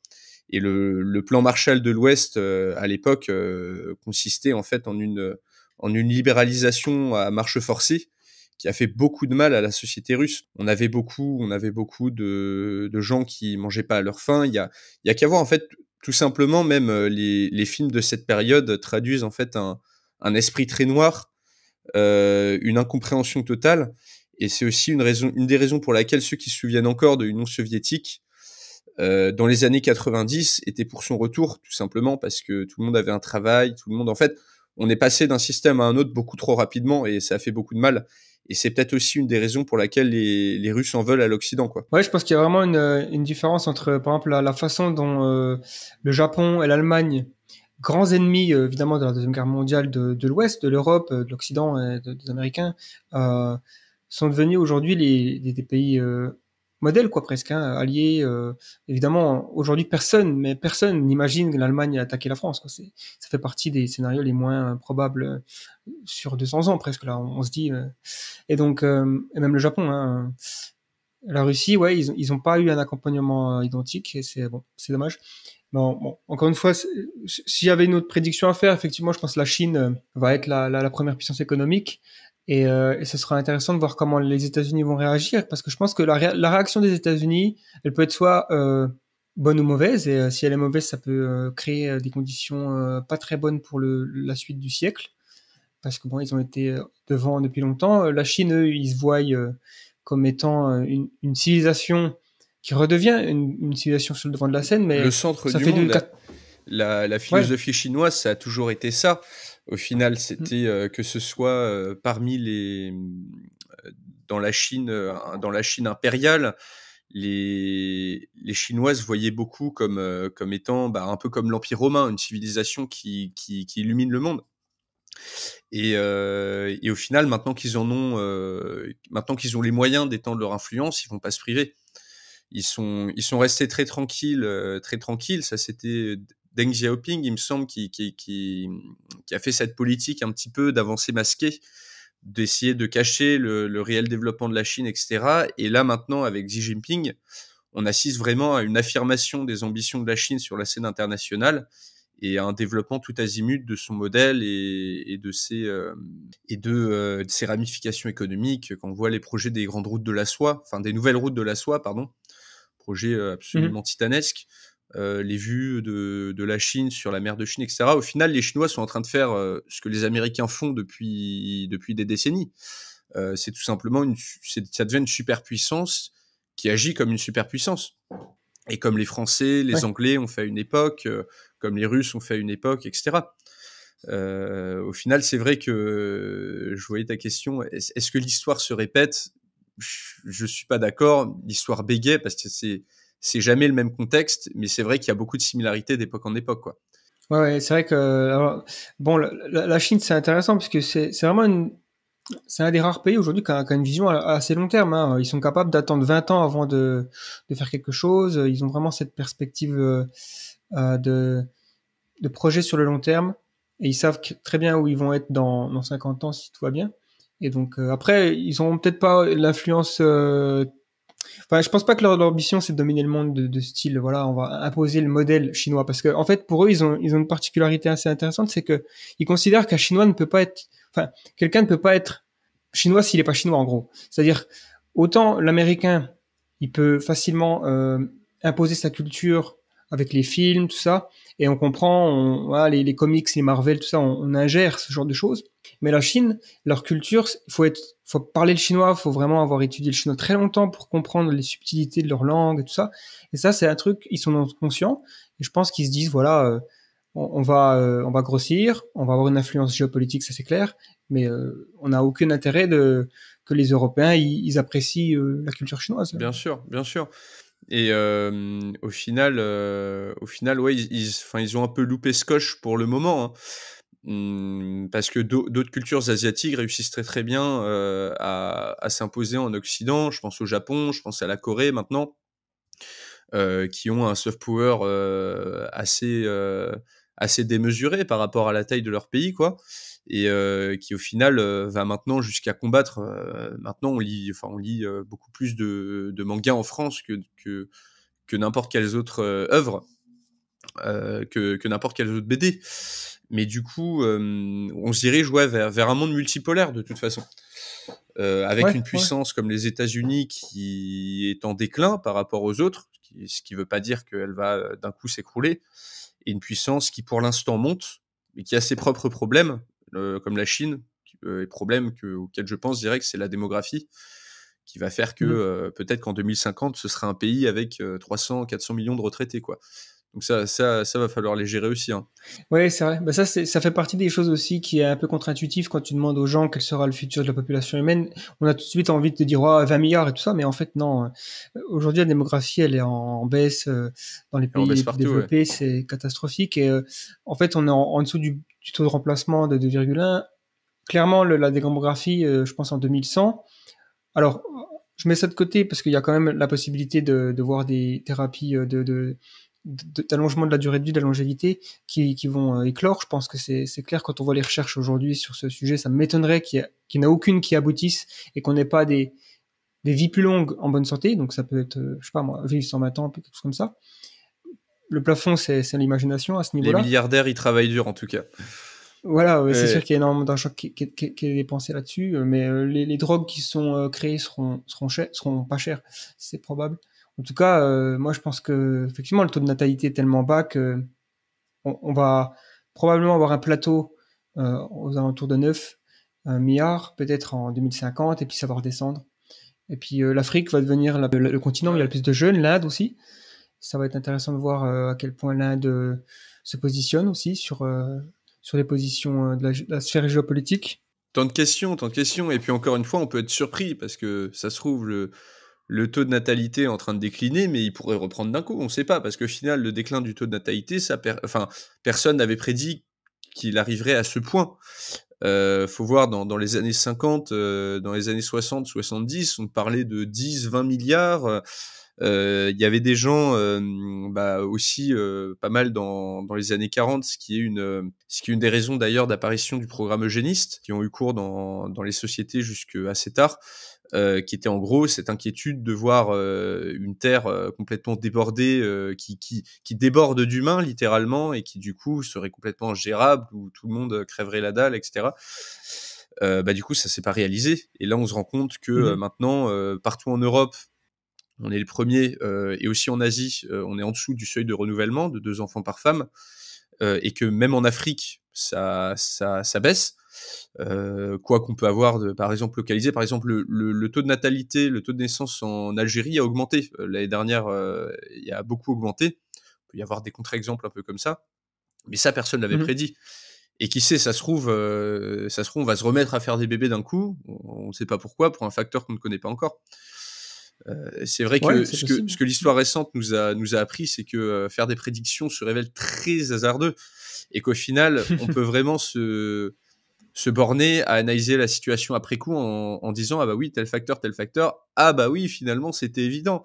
Mais au final, avant l'événement qui arrive, c'est très très dur de le voir venir, quoi. Ouais, ouais, c'est clair. Mais il y a des moyens, il y a ce qu'on appelle des super forecasters, c'est des gens qui s'entraînent vraiment à faire des prédictions et ils mesurent leur succès. Enfin, ils vont faire des prédictions sur des événements assez Des courts, devins. hein. Par exemple, ouais, on peut dire ça comme ça, mais c'est plus des gens qui sont embauchés généralement par les entreprises ou alors par le gouvernement. En Amérique, il y a un Ted Locke, je crois qu'il s'appelle. C'est un professeur je sais pas de quoi, d'histoire peut-être. En tout cas, il est connu pour avoir implémenté une méthode de super forecast, comme on dit, donc de super prédiction, où il a un taux de succès plus élevé que les autres, mais ça veut pas dire qu'il est capable de dire quel sera le résultat du conflit russo-ukrainien. C'est combien le taux de succès? Je suis curieux. Faudrait que je regarde, j'ai pas les chiffres en tête. Mais Parce que si déjà il arrive à faire 20-30%, c'est déjà pas mal. Hein. ouais, c'est sûr. Je sais pas, je peux pas te dire comme ça, mais j'essaierai de retrouver. En tout cas, le gars il s'appelle, je crois, Philippe Tetlock. En tout cas, il a écrit un livre là sur Super Forecaster, The Art and Science of Prediction. Il fait des entraînements, on va dire, avec des groupes où il leur donne des tâches spécifiques pour entraîner leur cerveau à penser différemment, etc., etc. D'accord, ouais, je connaissais pas du tout. C'est intéressant parce que je pense que ça peut avoir des bénéfices d'avoir comme ça une sorte de méthodologie plus appropriée pour faire des prédictions et essayer d'éviter les grosses erreurs qui existent et qui peut-être il y a des voilà, si on peut identifier les erreurs que 90% des personnes font en essayant de prédire le futur, ben ça se trouve par exemple une prédiction, enfin un truc que souvent les gens font, c'est de prendre des courbes et les augmenter quoi. Oui, voilà, Se dire ok, c'est ce qu'ils font. la démographie pendant un siècle elle était comme ça, on voit que ça a fait ça, ben on va utiliser le même taux de croissance, alors qu'en fait, tu fais ça pour la population humaine, en fait, tu te rends compte qu'on était toujours eu dans l'erreur, en fait. Et il me semble que l'ONU sont en train de réviser leurs prédictions démographiques, Ah bon parce que justement, ils ont été trop... ils ont placé le seuil trop haut, ils ont dit qu'il y aurait 12 milliards, quelque chose comme ça, alors que récemment, il y a eu... je crois qu'il y a eu un livre aussi qui s'appelait le Planète vide ou un truc comme ça, un petit planète, qui montre justement la tendance démographique est actuellement en fait dans l'inverse quoi. Plus les gens s'industrialisent, plus ils s'urbanisent aussi, plus un enfant coûte cher. Hein. Bien C'est sûr sûr. qu'un enfant qui travaille dans les champs, c'est pas la même charge, enfin c'est pas le même coût pour un couple que quand tu es en ville. Et aussi, les femmes, l'émancipation, tout ça fait que aussi la contraception Réception, plus ouais. efficace. Bon, voilà, les gens font un ou deux enfants aujourd'hui. C'est rare de voir des familles avec 5 gosses. Ma grand-mère, ils étaient 9 dans leur famille. Enfin, on a tous des gens comme ça qu'on connaît qui avaient des familles énormes. Et c'est difficile aujourd'hui. Même les générations les plus jeunes sont encore moins enclines à faire des enfants. On fait les enfants de plus en plus tard, ouais, en Occident. Aussi, ouais. Et puis il y a de nouvelles philosophies qui émergent, notamment, je pense que le pessimisme ambiant vis-à-vis du réchauffement climatique, ça aide pas. Il y a ce qu'on appelle l'antinatalisme. Il y a des gens qui pensent que c'est moralement, en gros, c'est immoral de mettre au monde un enfant, parce que il y a plusieurs façons de voir les choses. En général, c'est parce que une vie est plus riche en souffrance qu'en plaisir. Donc finalement, faire un enfant, c'est créer de la souffrance inutile. Donc faut assez. Moi, j'ai pas du tout cette vision-là, mais je comprends qu'on puisse voir ça comme ça, parce qu'effectivement la souffrance existe, elle est assez monstrueuse. D'ailleurs, dans l'histoire, c'est aussi une des facettes de l'histoire à chaque fois que tu te penches sur certains aspects de l'histoire, sur certaines périodes, tu te rends compte à quel point c'était horrible. La souffrance, la douleur que les gens pouvaient vivre, la traite des Noirs, par exemple, l'esclavage. Mais une horreur. J'ai encore une fois là le podcast de Dan Carlin sur donc Hardcore History. Il a fait un sujet sur le début de l'esclavage, mais c'est les conditions à laquelle les personnes qui étaient prises en Afrique devaient supporter, notamment dans les bateaux, lors du transport qui durait 3 mois, peut-être un truc comme ça. Des fois, ils passaient 1 mois en escale sur la côte africaine parce qu'ils devaient attendre que le bateau se remplisse. Et le bateau, il faisait de port en port. Donc les premières personnes qui étaient embarquées, elles étaient traitées vraiment horriblement, quoi. Totalement. Et puis c'était même de toute façon, l'esclavage, parce que l'esclavage existait depuis quasiment le début de l'agriculture. T'imaginais par exemple, pareil, franchement, je pense qu'on est bien content de s'en être débarrassé. Mais pareil, récemment, vu que je reparlais de César, etc., César, faut pas oublier qu'il a réduit quasiment 2 millions de Gaulois en esclavage, dont le tiers est mort sur la route de retour à Rome et tout. Enfin voilà, non mais ça a toujours été affreux. Après, du coup, c'est ça aussi que je voulais dire, c'est que je trouve que ça nous fait relativiser aussi sur notre époque à nous. C'est-à-dire que quand on ouvre un robinet, il y a de l'eau qui sort. C'est magique. On est d'accord. On est là, alors qu'avant, on devait aller chercher notre eau au puits, on n'avait même pas d'eau potable du tout. On est là, on ouvre un robinet, paf, il y a de l'eau qui sort. On va au supermarché, on donne un bout de papier et puis on a de la nourriture. C'est incroyable. On n'a même pas à la cultiver nous-mêmes, à l'élever nous-mêmes. On n'a pas, on n'a plus besoin de tuer le poulet comme avant, de savoir faire quelque chose de nos mains. Moi, je suis là, enfin, je réalise même pas la chance que j'ai. Je suis là à me filmer, à inventer des scénarios, etc. Et j'arrive à vivre de ça. C'est un miracle quand on regarde l'histoire. Enfin, Bien sûr, voilà. Et au final, c'est vrai que ce discours de ouais, on vit à la pire époque, etc. Machin, moi non plus, j'y souscris pas du tout parce que déjà, du moment qu'on a à manger, à boire et du chauffage et un toit sur notre tête, on est déjà plus privilégié que peut-être les 3/4 de nos ancêtres, quoi. Voire bien plus. sûr, hein, mais plus, ouais, on va bon, bah, c'est clair que n'importe quel de mes repas, il est plus diversifié que le roi de France au XVe siècle, hein. Ah oui, oui, oui. C'est voilà, je mange des mangues, des trucs comme ça qui ils savaient même pas que ça existait. Enfin, c'est ce genre de choses. Et puis, en fait, c'est là aussi où on voit, tu vois, comme tu dis, tu relativises la richesse, par exemple. C'est que nos descendants, peut-être qu'ils seront plus riches que Bill Gates, mais pas forcément en termes d'argent, mais plus par exemple, ils auront peut-être jamais le cancer. Alors que Bill Gates, qui sait, ou Steve Jobs, prenons Steve Jobs, il avait beau être le plus riche du monde, il est mort du cancer. Bah, à partir du moment où on guérit le cancer, progrès technologique monstrueux et indéniable, bah, nos descendants à partir de là, ils seront mieux lotis que la plupart des gens qui ont vécu, même les plus riches.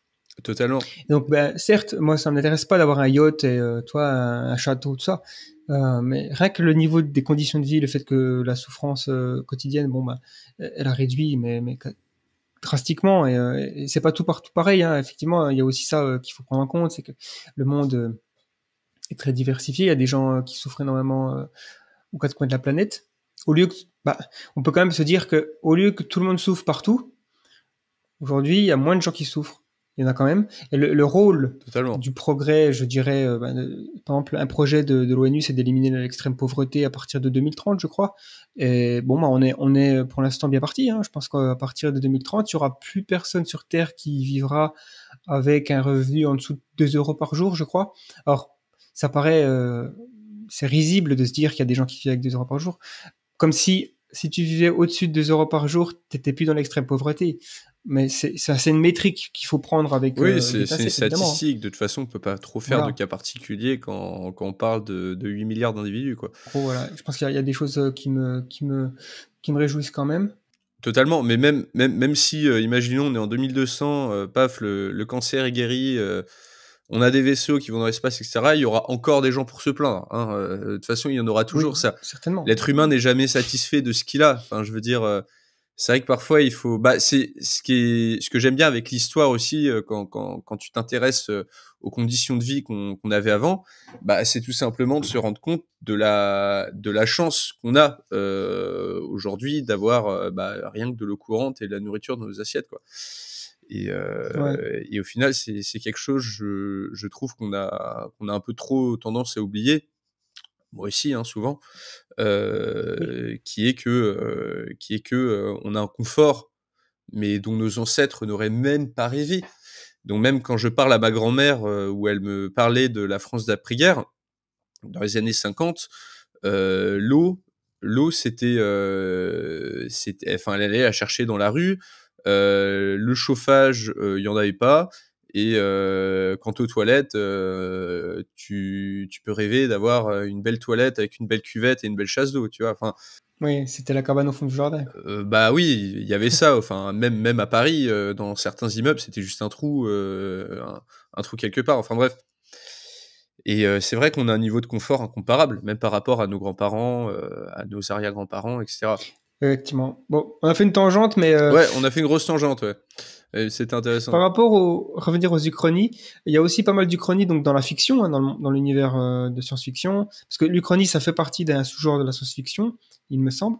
Et donc, est-ce que tu as une œuvre d'uchronie que tu trouves géniale, quelles sont tes uchronies préférées dans la littérature, le cinéma, les comics, les jeux vidéo, tout ça? Je dirais que dans la littérature, j'ai vraiment du mal à décider parce qu'il y a beaucoup d'œuvres uchroniques qui sont très bonnes. Je partirais tout d'abord sur une des premières uchronies qui m'a vraiment marqué, c'était La part de l'autre d'Éric Emmanuel Schmitt, Ah ouais. C'est qui, pas avec en gros, part du Hitler? postulat, c'est ça, et si Hitler était devenu peintre, et Voilà. qui essaie vraiment d'aller de voir la personnalité d'Hitler et ce qui a mené Hitler à devenir ce qu'il est dans la vraie vie. Et en fait, il y a un parallèle pendant tout le livre entre ce qu'il est vraiment devenu, donc le récit de sa vie en tant que membre du parti nazi, puis ensuite Führer, et de l'autre côté, sa vie, ce qui aurait pu arriver si jamais il avait été accepté à l'Académie des Beaux-Arts de Vienne, et qui est complètement différente, où on a certes une seconde guerre, mais qui n'est pas mondiale, qui est juste l'Allemagne qui envahit la Pologne, où ça se règle dans quelques mois, etc. Donc très très intéressant, très instructif aussi, parce qu'on apprend beaucoup de choses sur Adolphe. D'ailleurs, c'est marrant parce que dans le bouquin, il fait la distinction entre Adolphe et Hitler. Il appelle le dictateur Hitler et il appelle le peintre Adolphe. Et du coup, c'est assez drôle. Et sinon, il y en a un autre qui est complètement barré, encore un bouquin, s'appelle Civilisation de Laurent Binet, qui part du postulat qu'une expédition viking se paume quelque part en Amérique du Sud et apporte des virus et des technologies des siècles avant Christophe Colomb et les Espagnols. Et que du coup, les Incas ayant pu se développer bien plus que dans la réalité, par un concours de circonstances, se retrouvent à envahir l'Europe. Enfin, envahir l'Europe, à du coup à arriver en Europe et à découvrir l'Europe au lieu que ce soit l'inverse. Et super sympa. Ouais, Ça. très documenté. J'avais fait une vidéo qui partait un peu de ce postulat, qui est d'ailleurs, je pense, mon scénario du chrony préféré, et où en gros, il débarque en plein milieu, voilà, du règne de Charles Quint en Espagne, etc. Et on a Atahualpa qui arrive avec ses plumes dans le port de Cadix, etc. Enfin, c'est incroyable, c'est très très documenté et surtout assez réaliste pour un postulat aussi dingue que ça. Sinon, dans la BD, je dirais Watchmen, qui est vraiment sympa. Bah, j'ai lu le roman graphique et le film aussi, que j'ai bien aimé le film. J'ai d'abord vu le film avant de lire le roman graphique, qui a quelques différences, hein, notamment sur la fin, mais les deux m'ont vraiment scotché. C'est deux œuvres vraiment super stylisées et très intéressantes en termes de... Carrément, ouais. Ouais, de what if. Ouais. Reagan qui reste indéfiniment au pouvoir. Mais du coup, Je crois que c'est Nixon, non? Ah, c'est peut-être Nixon, ouais. Ouais, t'as raison. C'était avec la guerre Vietnam, ouais. Donc oui, c'est Nixon, ouais. Ouais, t'as raison. Et du coup, en tant que film, bah, je dirais L'Effet Papillon, dont on a parlé tout à l'heure, parce que ça permet de voir un petit peu de l'Uchronie, mais plus au niveau personnel. Et si j'étais sorti avec cette fille, et si j'avais fait telles études, et si j'avais dit oui au lieu de non ce jour-là, etc. Ce genre de truc, c'est ce qui alimente les regrets, et parfois on pourrait vouloir revenir en arrière histoire de tout recommencer. Il y a la série, donc c'est un livre, mais aussi il a fait une série Amazon, Le Maître du Haut Château. Ouais, on parle tout le temps. Ouais, bah le livre, très honnêtement, j'ai trouvé un peu chiant. Ouais, c'est dur à lire, ouais. Parce que genre, on a tout cet univers incroyable où l'Axe a gagné, incroyable en termes d'enjeux et d'ampleur, où l'Axe a gagné la Seconde Guerre mondiale, et on se concentre sur une sombre enquête dans le Midwest auquel on comprend rien, et on n'a pas le tableau global, si je peux dire. Et dans la série, j'ai commencé à bien l'aimer à partir de la 3e saison, parce que c'est là où on voit vraiment les grandes pontes, on voit ce qui est devenu Berlin, on voit ce qui est devenu Tokyo, etc. Oui. On voit des super croiseurs japonais dans la baie de San Francisco, où c'est incroyable. C'est étonnant, hein, que finalement, je trouve qu'il n'y a pas un nombre si grand d'Uchronie au cinéma, gros budget, truc que tu peux prendre n'importe quel scénario uchronique. Par exemple, un qui serait extraordinaire à faire au cinéma, ou en série, hein, c'est si les Romains s'étaient pas effondrés, peut-être même d'autres éléments, et si, je sais pas, Alexandre le Grand avait continué et peut-être même conquis l'Inde, jusqu'où il aurait été, est-ce que ça aurait été... Mais ça s'installe petit à petit, l'Uchronie, quand même. Déjà, on a eu cette série Amazon qui est assez incroyable. Il y avait un autre projet qui avait été fait par leur surnom, il y a que leur surnom qui me vient en tête, Dumb et Dumber, là, ceux qui ont un peu ruiné les dernières saisons de Game of Thrones, là. Je sais. Enfin bref, les deux réalisateurs qui avaient eu l'idée géniale aux États-Unis de faire une série qui s'appelle Confederate. En gros, ici le Sud avait gagné la guerre de sécession. Autant te dire que c'était mal passé là-bas parce que c'était l'époque de Black Lives Matter, George Floyd, tout ça. Donc ils ont dû annuler, même si moi, à titre personnel, j'aurais trouvé ça intéressant quand même, en tant que fan d'Uchronie, de voir ce qu'ils auraient pu en faire. Mais du coup, non, ça s'installe petit à petit quand même. On a de plus en plus de gens qui sont friands de ces scénarios, de gens qui se posent des questions comme ça. Il y a qu'à voir, comme tu parlais tout à l'heure, de la série des Marvel, What If, tu vois. Bah, rien que ça, il y a quelques années, ça aurait été difficile d'imaginer qu'un truc comme Marvel fasse des What If comme ça. En jeu vidéo, je sais pas si tu as déjà exploré un petit peu ce qui se fait. Bah, il y a Wolfenstein. Wolfenstein qui est incroyable. Les derniers sont sympas, sont complètement délirants, mais partent un peu du même principe que The Man in the High Castle. Il y a des zombies et tout ça aussi, je crois, il me semble. Est-ce qu'il y a des zombies dans Wolfenstein? Enfin, c'est peut-être pas des zombies, mais il me semble que c'est des expériences génétiques sur des nazis, super soldats et tout ça. Il y a des nazis modifiés. D'ailleurs, si tu connais pas le film, il y a le film aussi Iron Sky, qui est un nanar complet, où les nazis sont réfugiés à la fin de la Seconde Guerre mondiale sur la face cachée de la Lune, ont développé une civilisation et vont réenvahir la Terre. Enfin, c'est un délire total. Donc du coup, tu mentionnais que ton histoire alternative préférée, finalement, ce serait le scénario des Incas qui auraient finalement découvert l'Europe à la place de l'inverse. Ouais. C'est ça? Ouais, c'est ça. Ouais, bah en fait, je trouve ça dingue d'inverser les choses. Si c'était pas les Européens qui découvraient les Amériques, mais les Américains qui découvraient les Européens. Il y a aussi un autre scénario un peu du même genre. Et si c'était les Chinois qui les premiers avaient découvert l'Amérique, on peut penser notamment aux expéditions de l'explorateur Zheng Yi.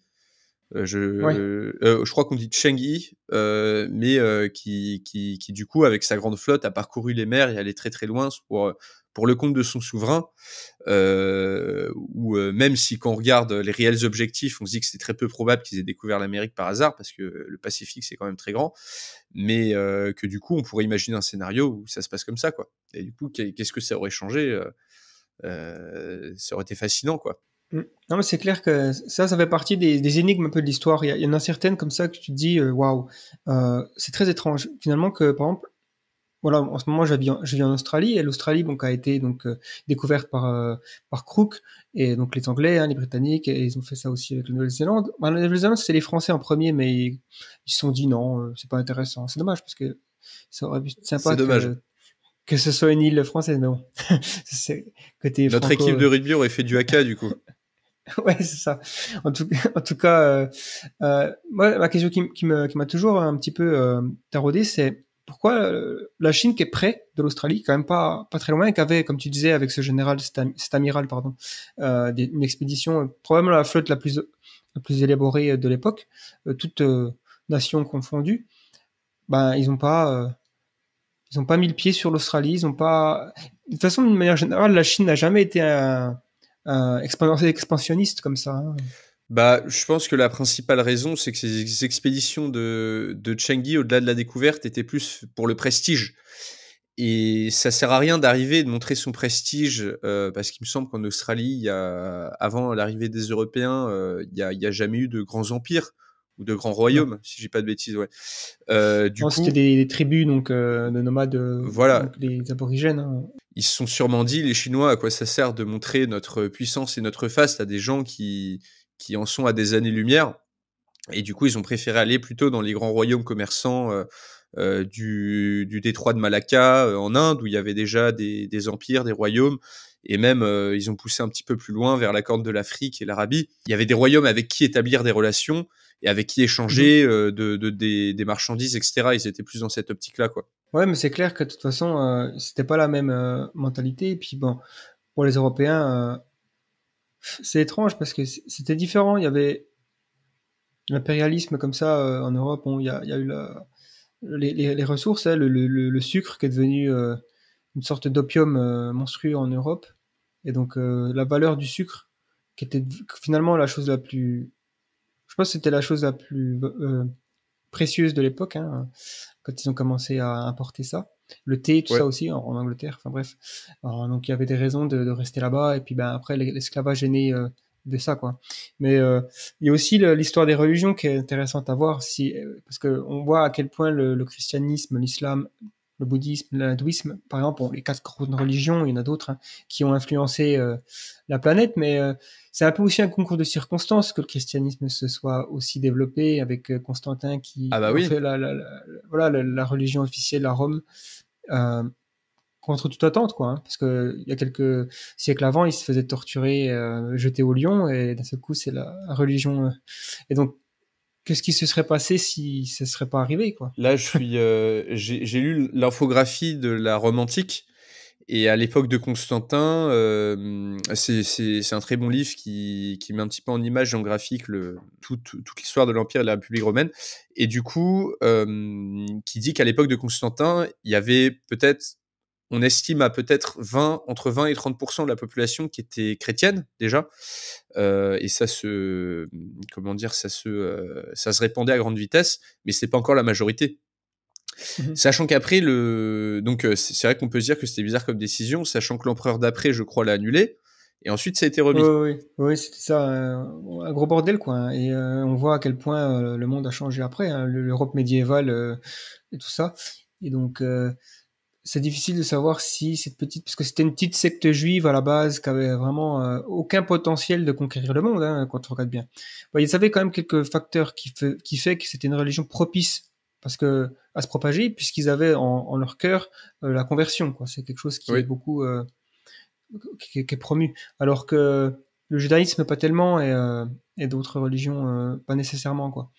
Alors que eux, ils avaient plus tendance à envoyer des missionnaires et plus il y avait de conversion, mieux c'est pour le salut de l'âme, tout ça. La conversion, et puis ensuite un message un peu plus égalitaire, j'ai envie de dire, que le modèle en vigueur.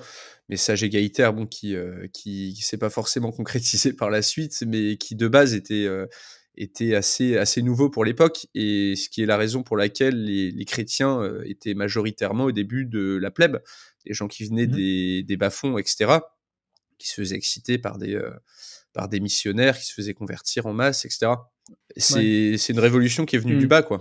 Ouais, jusqu'à ce que ça atteigne l'empereur. Ouais. Jusqu'à ce que ça atteigne les élites, enfin que les élites voient que au final, il y a plus tellement de choix en fait, que de se convertir. Bah, du coup, on avait un petit peu parlé du conflit russo-ukrainien, mais je pense qu'on pourrait peut-être faire un petit passage dessus, plus de manière... parce que c'est vrai que c'est difficile à ignorer, étant donné que... voilà. Alors, on est le 24 mars, hein, à l'heure où on enregistre ce podcast, et il y aura probablement des choses qui vont évoluer d'ici à ce qu'on publie le podcast. Et forcément, on est dans le brouillard de guerre, comme on dit, on peut pas voir ce qui va se passer, et on est forcément Quoique piégé par la position. ce brouillard de guerre n'a jamais été aussi, transparent, hein, c'est assez fascinant dans ce conflit, C'est le premier conflit à l'âge des réseaux ouais. sociaux, comme ça. Enfin, bon, on peut dire qu'il y avait des guerres civiles, tout ça avant, hein, effectivement. Et c'est sûr qu'il y a un petit côté. Il y a des choses intéressantes avec ce conflit qu'on n'avait pas vraiment envie de voir. C'est déjà bon le fait que c'est pas la première fois qu'il y a un conflit armé hein, depuis la fin de la guerre mondiale. Hein. Il y a évidemment même la guerre du Vietnam, le conflit en Kosovo, tout La ça, Yougoslavie, l'Irak, l'Irak, voilà. l'Afghanistan. Mais là, on a voilà, on a vraiment un acte, qu'on va dire criminel, quoi. Hein, un pays qui donc envahit un autre qui voilà, menace sa souveraineté. Alors, d'un point de vue d'un passionné d'histoire comme ça, tu as mentionné que l'histoire ne se répète pas qu'elle bégaye. Est-ce que tu peux, est-ce que tu vois quelles sont les voilà peut-être les rimes avec l'histoire que tu vois sur ce conflit russo-ukrainien? Quels sont les parce il y a eu beaucoup de choses de fait, notamment, je me rappelle, il y a quelques semaines avant l'invasion, il y avait un petit peu un effet 1938. Conférence de Munich, Poutine, tu vois, comparé à Hitler qui essaie d'avoir des accords, on se disait, ok, est-ce que s'il a un accord, il va vraiment respecter les accords ou comme en 1939 du coup, Hitler ben voilà déchire tous les accords qu'il a promis à l'Europe naïvement en envahissant la Pologne. On se disait peut-être que ça va être ça, mais finalement il a carrément été direct dans le machin, quoi. Encore une fois, sans comparer Poutine à Hitler, parce que c'est quand même deux choses très différentes, on peut voir, de mon point de vue, en fait, l'histoire de la Russie, quand on regarde l'histoire de la Russie, ce pays a toujours été centré sur l'identité russe, même si il y a eu l'URSS qui était très multiculturelle, même si la Russie d'aujourd'hui est multiculturelle également. Au final, ça a été toujours centré sur la majorité, donc l'identité russe. Et je pense que pour protéger en fait cette identité russe, tous les empires qui ont émergé en Russie ont essayé de se former un glacis de protection autour. Donc que ce soit en intégrant des territoires comme l'Asie centrale, en intégrant l'Europe de l'Est, et que en fait les Russes sont tout simplement un pays qui s'est toujours senti menacé par des menaces extérieures, à tort ou à raison. Donc que ce soit les Mongols à une époque, que ce soit des gens comme Napoléon, la menace qui vient de l'Ouest, la menace qui vient de l'Est, le Japon impérialiste, etc. Puis ensuite l'Occident capitaliste, et puis enfin du coup l'Ouest encore et toujours, et puis même en fait aussi une peur panique de la Chine. Aujourd'hui, faut pas croire non plus que Russes et Chinois sont les meilleurs amis, hein. Ils ont juste des intérêts convergents de temps à autre. Et du coup, l'obsession du pouvoir russe a été de tout temps de construire ce glacis de protection qui, en gros, permettrait d'amortir un peu le choc en cas d'invasion militaire, et de se créer toute une série d'États plus ou moins clients dépendants qui renforcent la puissance de l'autorité centrale russe. Dans ce contexte-là, on comprend un petit peu mieux, sans pas du tout la justifier, mais on comprend un petit peu mieux l'obsession de Poutine pour l'Ukraine et les pays qui l'environnent, comme la Géorgie. C'est tout simplement se sentir menacé en permanence sur ses flancs, et voir ce qu'il considère comme des ennemis, donc l'OTAN, l'Ouest, s'installer sur ses frontières, ce qui de tout temps en fait pour le pouvoir russe a été intolérable. Donc du coup, si on regarde d'un point de vue historique, on pourrait presque se dire que cette décision est logique de la part du pouvoir russe, parce qu'elle s'inscrit dans la continuité des actions des différentes autorités en Russie depuis des siècles. Moi, c'est comme ça que je le verrais, quoi. Ouais, non, mais c'est sûr. Et puis je pense que c'est toujours intéressant aussi de faire attention de ne pas voir le monde sous un angle, parce que c'est vrai que nous, on se dit, voilà, on est occidentaux, il y a une réaction très forte et presque épidermique, j'ai l'impression, de l'Europe et du monde occidental, ce que je trouve plutôt bien. On est devenu intolérable à un conflit en Europe, alors que c'était la norme tous les 20-30 ans, hein. Là, aujourd'hui, on a voilà, une forte envie de condamner cet acte d'agression. Mais il y a quand même un point de vue russe. Le Poutine, ça fait 20 ans qu'il est au pouvoir, il a ses propres projets. Effectivement, je pense que c'est pas justifier ce qu'il fait, mais juste essayer de comprendre et puis aussi voir ce qu'il va faire, parce qu'il a un échiquier, il a certains pions. Ça se passe pas très bien en termes militaires, parce qu'il s'attendait pas à ça, mais c'est aussi surprenant de voir l'armée russe. Voilà. Encore une fois, on dit des prédictions, on est toujours dans le faux. Par exemple, une prédiction que j'aurais fait, c'était que en 3-4 jours, c'était plié, quoi, hein, si la Russie décide d'envahir l'Ukraine. C'est ce que tout le monde a fait, et au final, non, ils se sont cassés les dents. Il y a Ah ouais. une grosse surprise à ce niveau-là. Là, pour le coup, l'offensive russe en ce moment est quasiment totalement stoppée. Et en fait, je pense que on peut tous plus ou moins s'accorder à dire que Poutine a déjà perdu son pari, parce qu'il a fait un pari. Le pari de Poutine, c'était de réaliser, à mon avis, une annexion en douce de l'Ukraine pour reconstituer un peu ce glacis qui existait avant, qui n'existe plus depuis la chute de l'URSS. Et son pari était que le gouvernement Zelensky était détesté par les Ukrainiens, que l'armée ukrainienne allait se débander sans combattre comme pendant l'annexion de la Crimée, et que les Ukrainiens eux-mêmes allaient accueillir les Russes avec des fleurs, des roses et des tasses de thé. Sauf que ça n'a pas du tout été le cas. Et que son pari également était que l'Occident ne réagisse pas ou peu, ce qui n'a pas du tout été le cas non plus. Et en fait, maintenant, Poutine a déjà perdu la guerre. L'Ukraine ne va sûrement pas la gagner, cette guerre, parce que en fait, c'est une équation perdant-perdant. L'Ukraine sera de toute façon dévastée.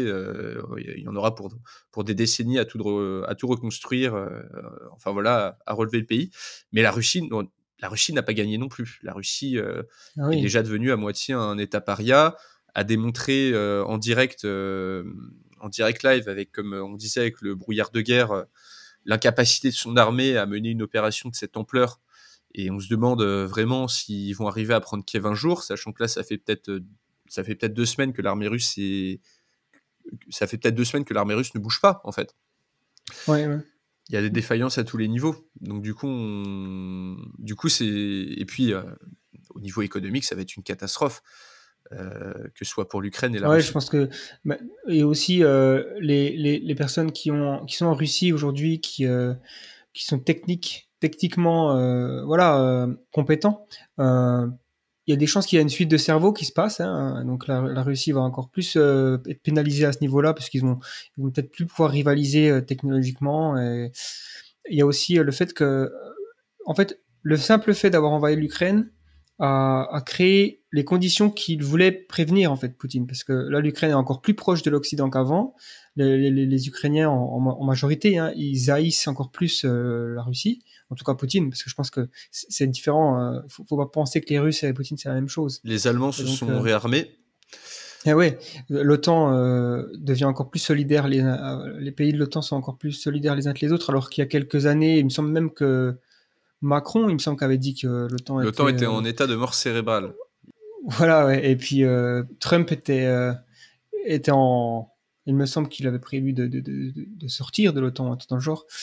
Et donc, en fait, c'est l'inverse, quoi. Il a fait la pire scénario qui pouvait arriver. Finalement, c'est arrivé pour lui. Hein. Totalement, ouais. En fait, ce qui est aussi intéressant à voir, c'est ce qui va devenir du régime russe, parce que bon, Poutine, on se dit, voilà, est-ce qu'il va pouvoir rester en place? Je pense que il y a beaucoup de gens qui espèrent une sorte de coup d'État, mais Je pense pas que ça semble être arrivera. peu probable. Hein. Non. Non, parce que déjà, je pense qu'il est conscient aussi. Enfin, si nous, on est capable d'envisager ça, j'imagine que lui aussi. Je pense qu'il est très certainement bien protégé. Il doit être probablement dans un endroit isolé. Il sait qui va rencontrer à quelle heure et où et tout ça. Donc, ça m'étonnerait qu'il y ait déjà une tentative d'assassinat à ce niveau-là. Après, si le pays est complètement ruiné, à un moment donné, peut-être qu'il se passera quelque chose, mais ce sera... Peut-être, mais ça prendra du temps. Pour l'instant, tout indique que la majorité des Russes soutiennent ce qu'ils appellent une opération militaire spéciale. Et les personnes qui ne supportent pas et qui manifestent se font de toute manière coffrer très vite. Donc, et puis faut pas oublier que même si on imagine un coup d'État, un coup de palais, comme on dit, c'est-à-dire toutes les personnes proches de Poutine qui font un coup d'État, faut pas oublier non plus qu'une grande partie des oligarques, une grande partie des politiques, des militaires du système qui a construit Poutine dépendent de Poutine. Pour leur position, ont été faits par Poutine, ont été mis en place par Poutine, et donc dépendent de Poutine. En fait, leur destin, pour beaucoup, est lié à Poutine. Donc si jamais Poutine tombe, c'est tous leurs intérêts qui se pètent la gueule aussi. Du coup, ils en ont aucun intérêt. Donc je vois pas vraiment ni un coup d'État, ni une révolution renverser Poutine sur le court moyen terme, quoi. Ouais, ouais, ça paraît assez improbable. Après, je me dis quand même il y a une certaine façon, pour les oligarques, tu vois, tu te mets à la place d'un oligarque qui va en vacances à Monaco, qui a des yachts, qui a un appartement à Londres, soudainement, il peut plus faire ça. Voilà, ça va peut-être à un moment donné se dire, ok, Poutine, t'es bien gentil, mais on avait un niveau de vie assez sympa avant. Là, on est un petit peu considéré comme des parias, on a nos assets bloqués. Bon, on passe de plusieurs milliards à quelques milliards, mais quand même. Donc bon, je sais pas.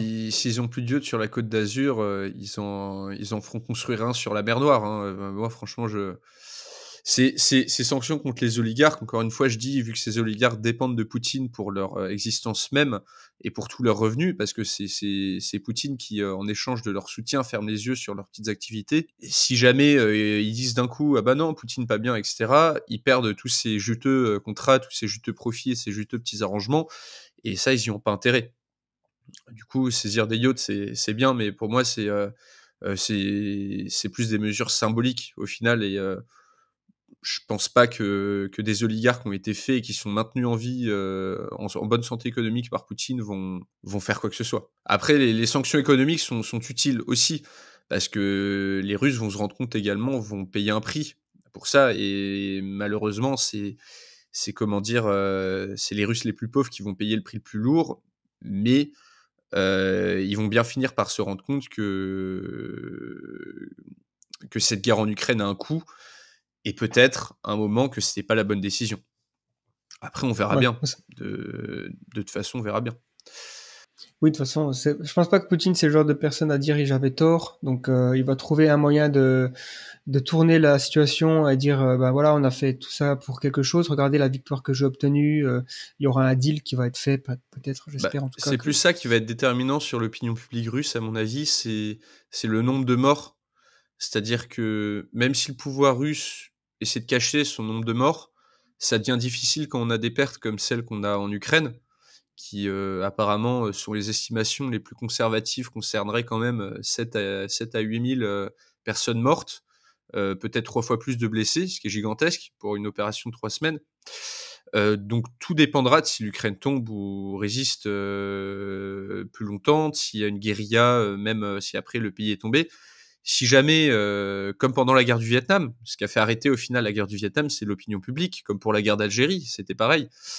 C'était des mères qui voyaient leur fils revenir dans des linceuls et qui au final ont fini par se dire si jamais c'est pour que tous nos jeunes meurent en Ukraine contre des gens qui veulent pas de nous là-bas, bah ça sert à rien de continuer quoi.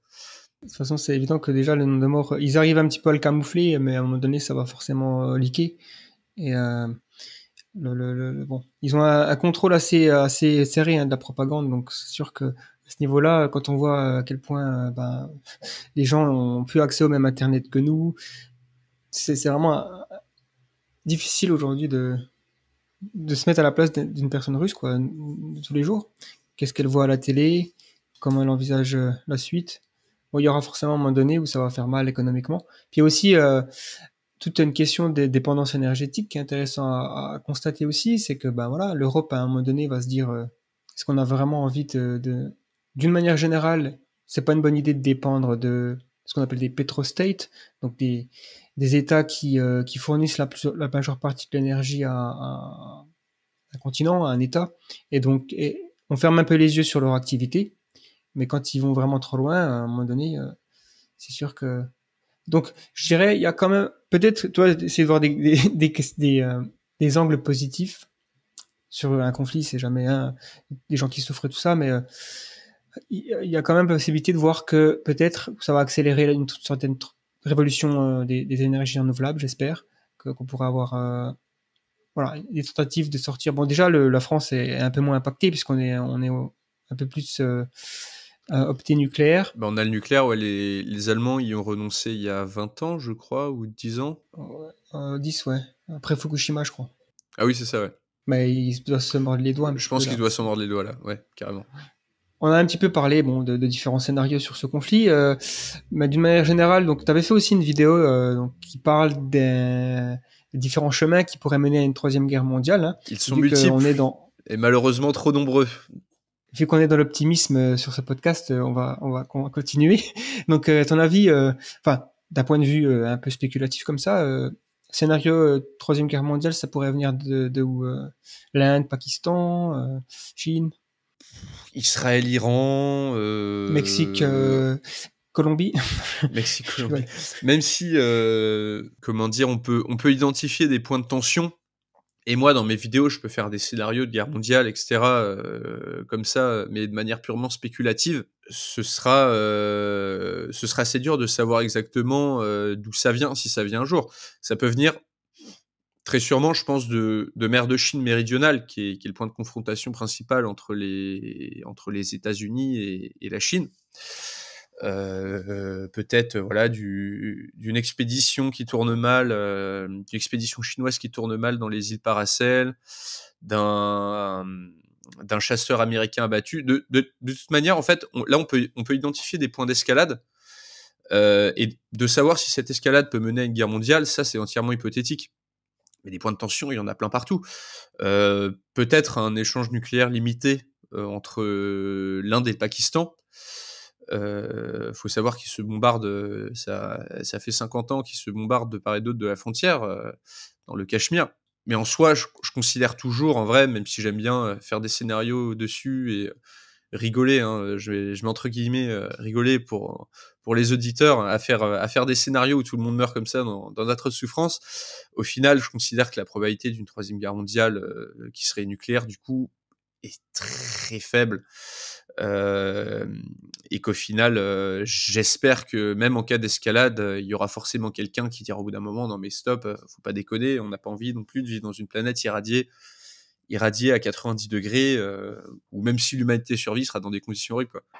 Oui, en fait, c'est ça aussi qu'il y a peu d'études qui ont été faites, il y a peu de gens qui en parlent, mais il y a enfin, aujourd'hui, on a des bonnes modélisations. Enfin, je dirais qu'il y a, comme je disais, il y a peu de personnes qui ont étudié ce sujet, donc en fait, on a peu de modèles, mais ceux qui l'ont fait, c'est notamment des Américains qui ont étudié le concept d'hiver nucléaire.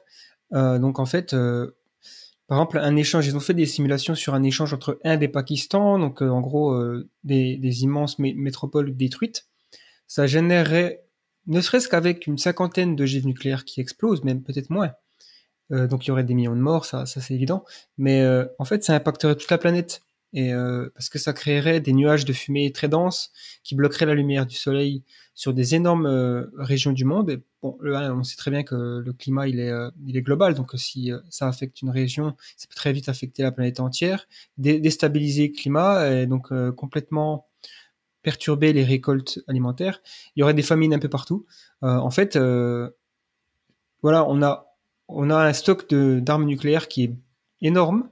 Il faut pas croire que il va falloir envoyer tout ça pour créer des conditions infernales sur Terre. En fait, juste une fraction de ce stock suffirait. Donc c'est pour ça que c'est vraiment primordial de ne jamais utiliser ces bombes, quoi. Faut vraiment que ce soit la dernière fois qu'on les utilisait, c'était en 45. Nagasaki, c'est la dernière. Je pense Enfin, que tout à le part monde est d'accord les tests, là-dessus, hein. pour le coup. Voilà. Donc, il faut voir, hein, il suffit qu'un tordu. Tu vois, en fait, c'est aussi ça le hasard, comme on disait, hein, joue un rôle. Et aussi la stupidité humaine, je trouve que c'est une force dans l'histoire qui peut être assez élevée. Totalement. De tous les scénarios de conflits nucléaires, donc Troisième Guerre mondiale par exemple, ça, pour moi c'est plus un accident qui créerait une escalade, qui crée des conditions où la tension devient... en fait, ouais, ce serait presque un gag en fait. Ou alors ça pourrait être une cyberattaque, quoi. Mais Oui, oui, parce c'est qu'en fait, vrai. je considère qu'il y a sur un groupe d'1 million de personnes, je pense qu'il y a peut-être une personne qui, si elle le pouvait, tuerait tout le monde.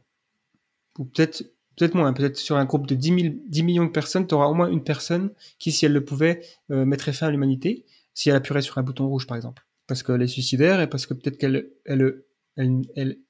haït l'humanité ou elle pense que l'humanité c'est un parasite sur Terre, ce genre de choses. Ça, c'est quelque chose qu'on entend un petit peu avec le mouvement. Enfin, c'est de l'éco-terrorisme presque, toi.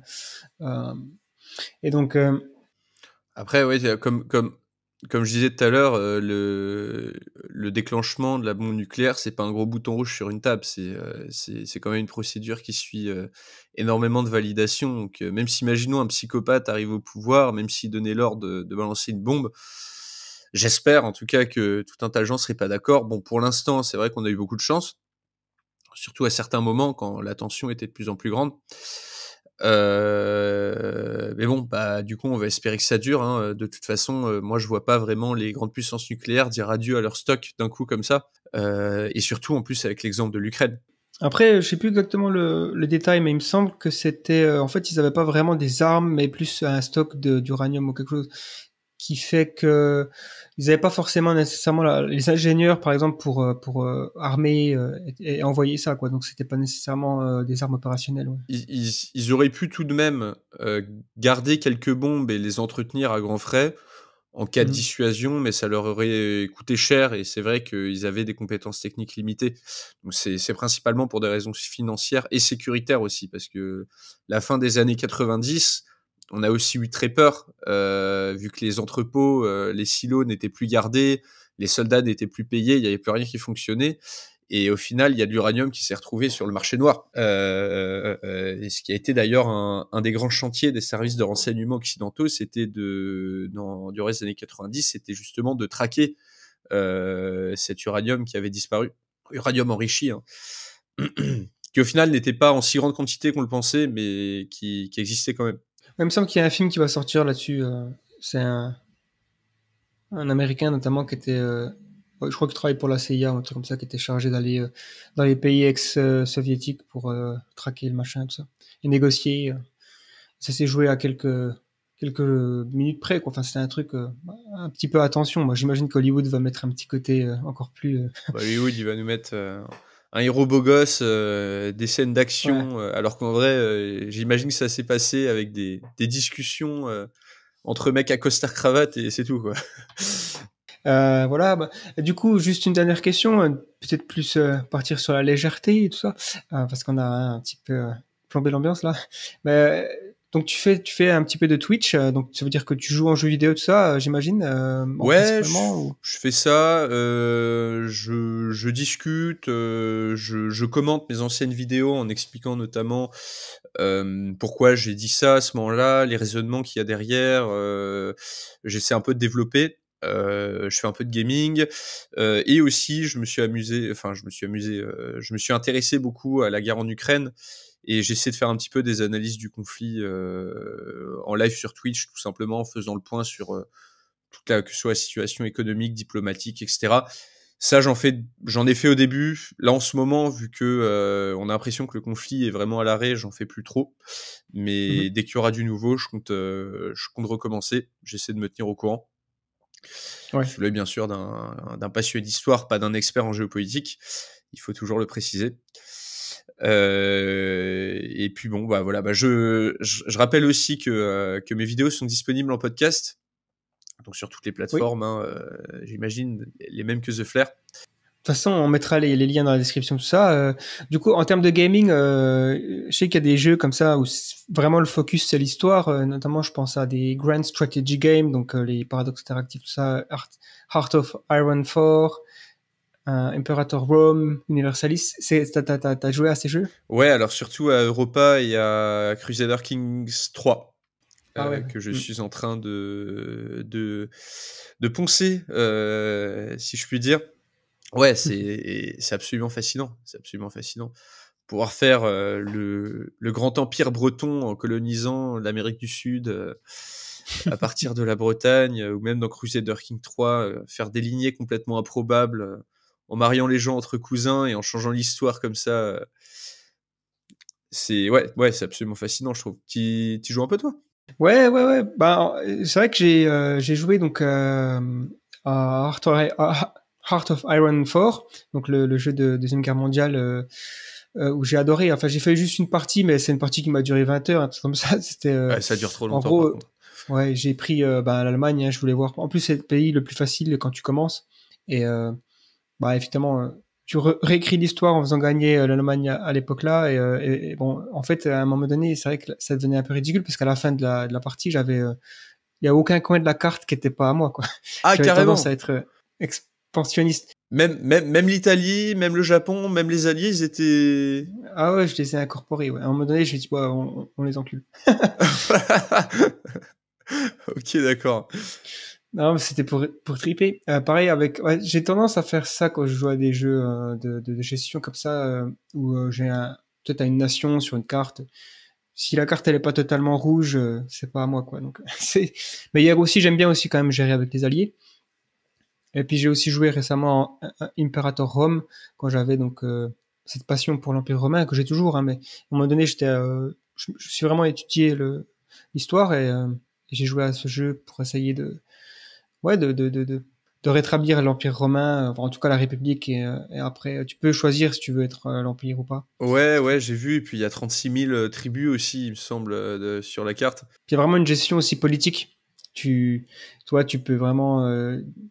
Enfin, le Sénat, il a un rôle, c'est-à-dire que tu joues. C'est pas vraiment comme Crusader King où tu as une dynastie, mais, euh, mais t'es le consul, mais le consul, c'est pas toujours le même, donc en fait, ton personnage il change. Et donc, c'est une dynamique intéressante. Puis après, bah, il y a aussi les jeux d'histoire comme Assassin's Creed, que j'aime beaucoup. Ouais, j'ai joué à celui en Grèce antique, la Odyssée. Ouais, celui-là, il est génial. Euh, Très, très sympa, mais vraiment surtout pour les décors et la reconstitution. Un peu moins fan du gameplay que j'ai trouvé un peu répétitif au bout d'un moment. Genre, Ouais, on va dans un camp, on tue tout le monde, ensuite on va dans un autre camp, on tue tout le monde et tout. ouais. Mais la reconstitution, les détails et surtout la taille de la carte sont absolument incroyables. Ça, pour le coup. J'avais Oui. adoré Black Flag aussi. Je pense que c'est mon Assassin's Creed préféré. C'était à l'époque des pirates. Mhm. Tu sais, il me semble que c'était le Assassin's Creed 4, je crois, ou 5. Ouais.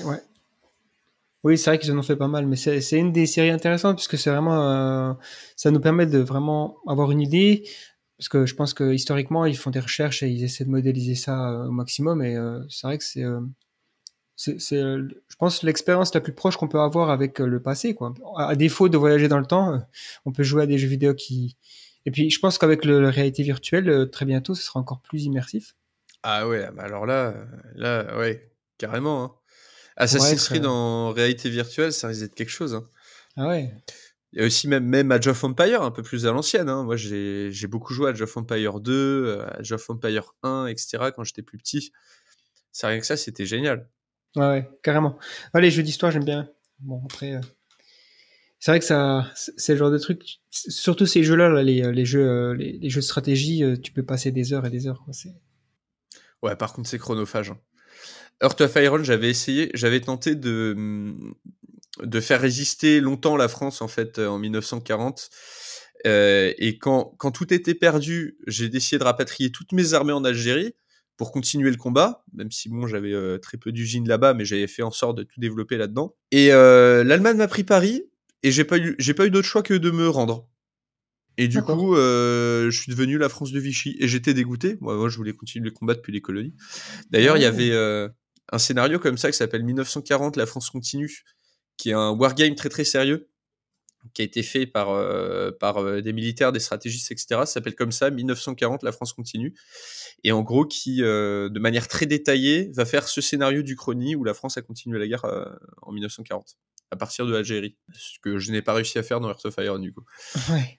Ouais, ouais, c'est ça qui est intéressant avec Art of Iron, c'est vraiment l'idée que tu peux changer la Deuxième Guerre mondiale de façon vachement, des fois ridicule, hein. Tu peux prendre un petit pays et devenir, enfin, c'est difficile si t'as pas une grosse armée, tout ça, mais tu peux même dire, ok, qu'est-ce qui se passe si la Russie envahit l'Allemagne avant que, hein, tu L'immense peux, empire du Monténégro. ouais, des trucs un peu fous.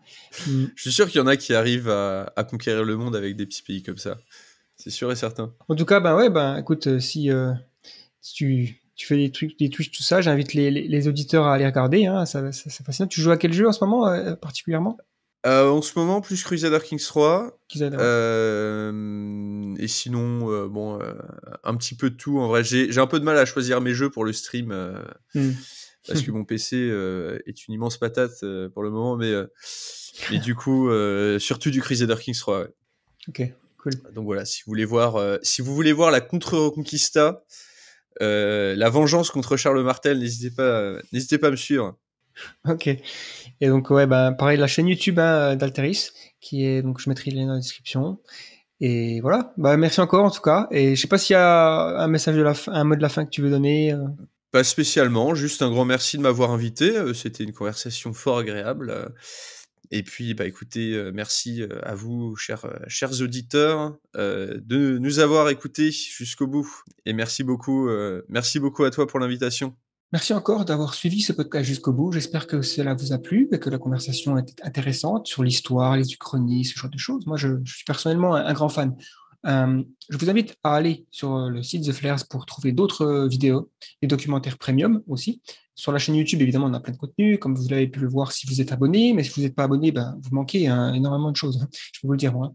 Il y a des analyses d'œuvres de science-fiction, des documentaires sur le futur, la prospective, colonisation spatiale, intelligence artificielle, transhumanisme.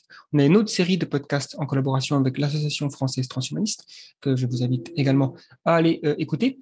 Sinon, ben voilà, je pense que j'ai fait le tour. Je vous souhaite une bonne journée, une bonne nuit et on se dit à la prochaine.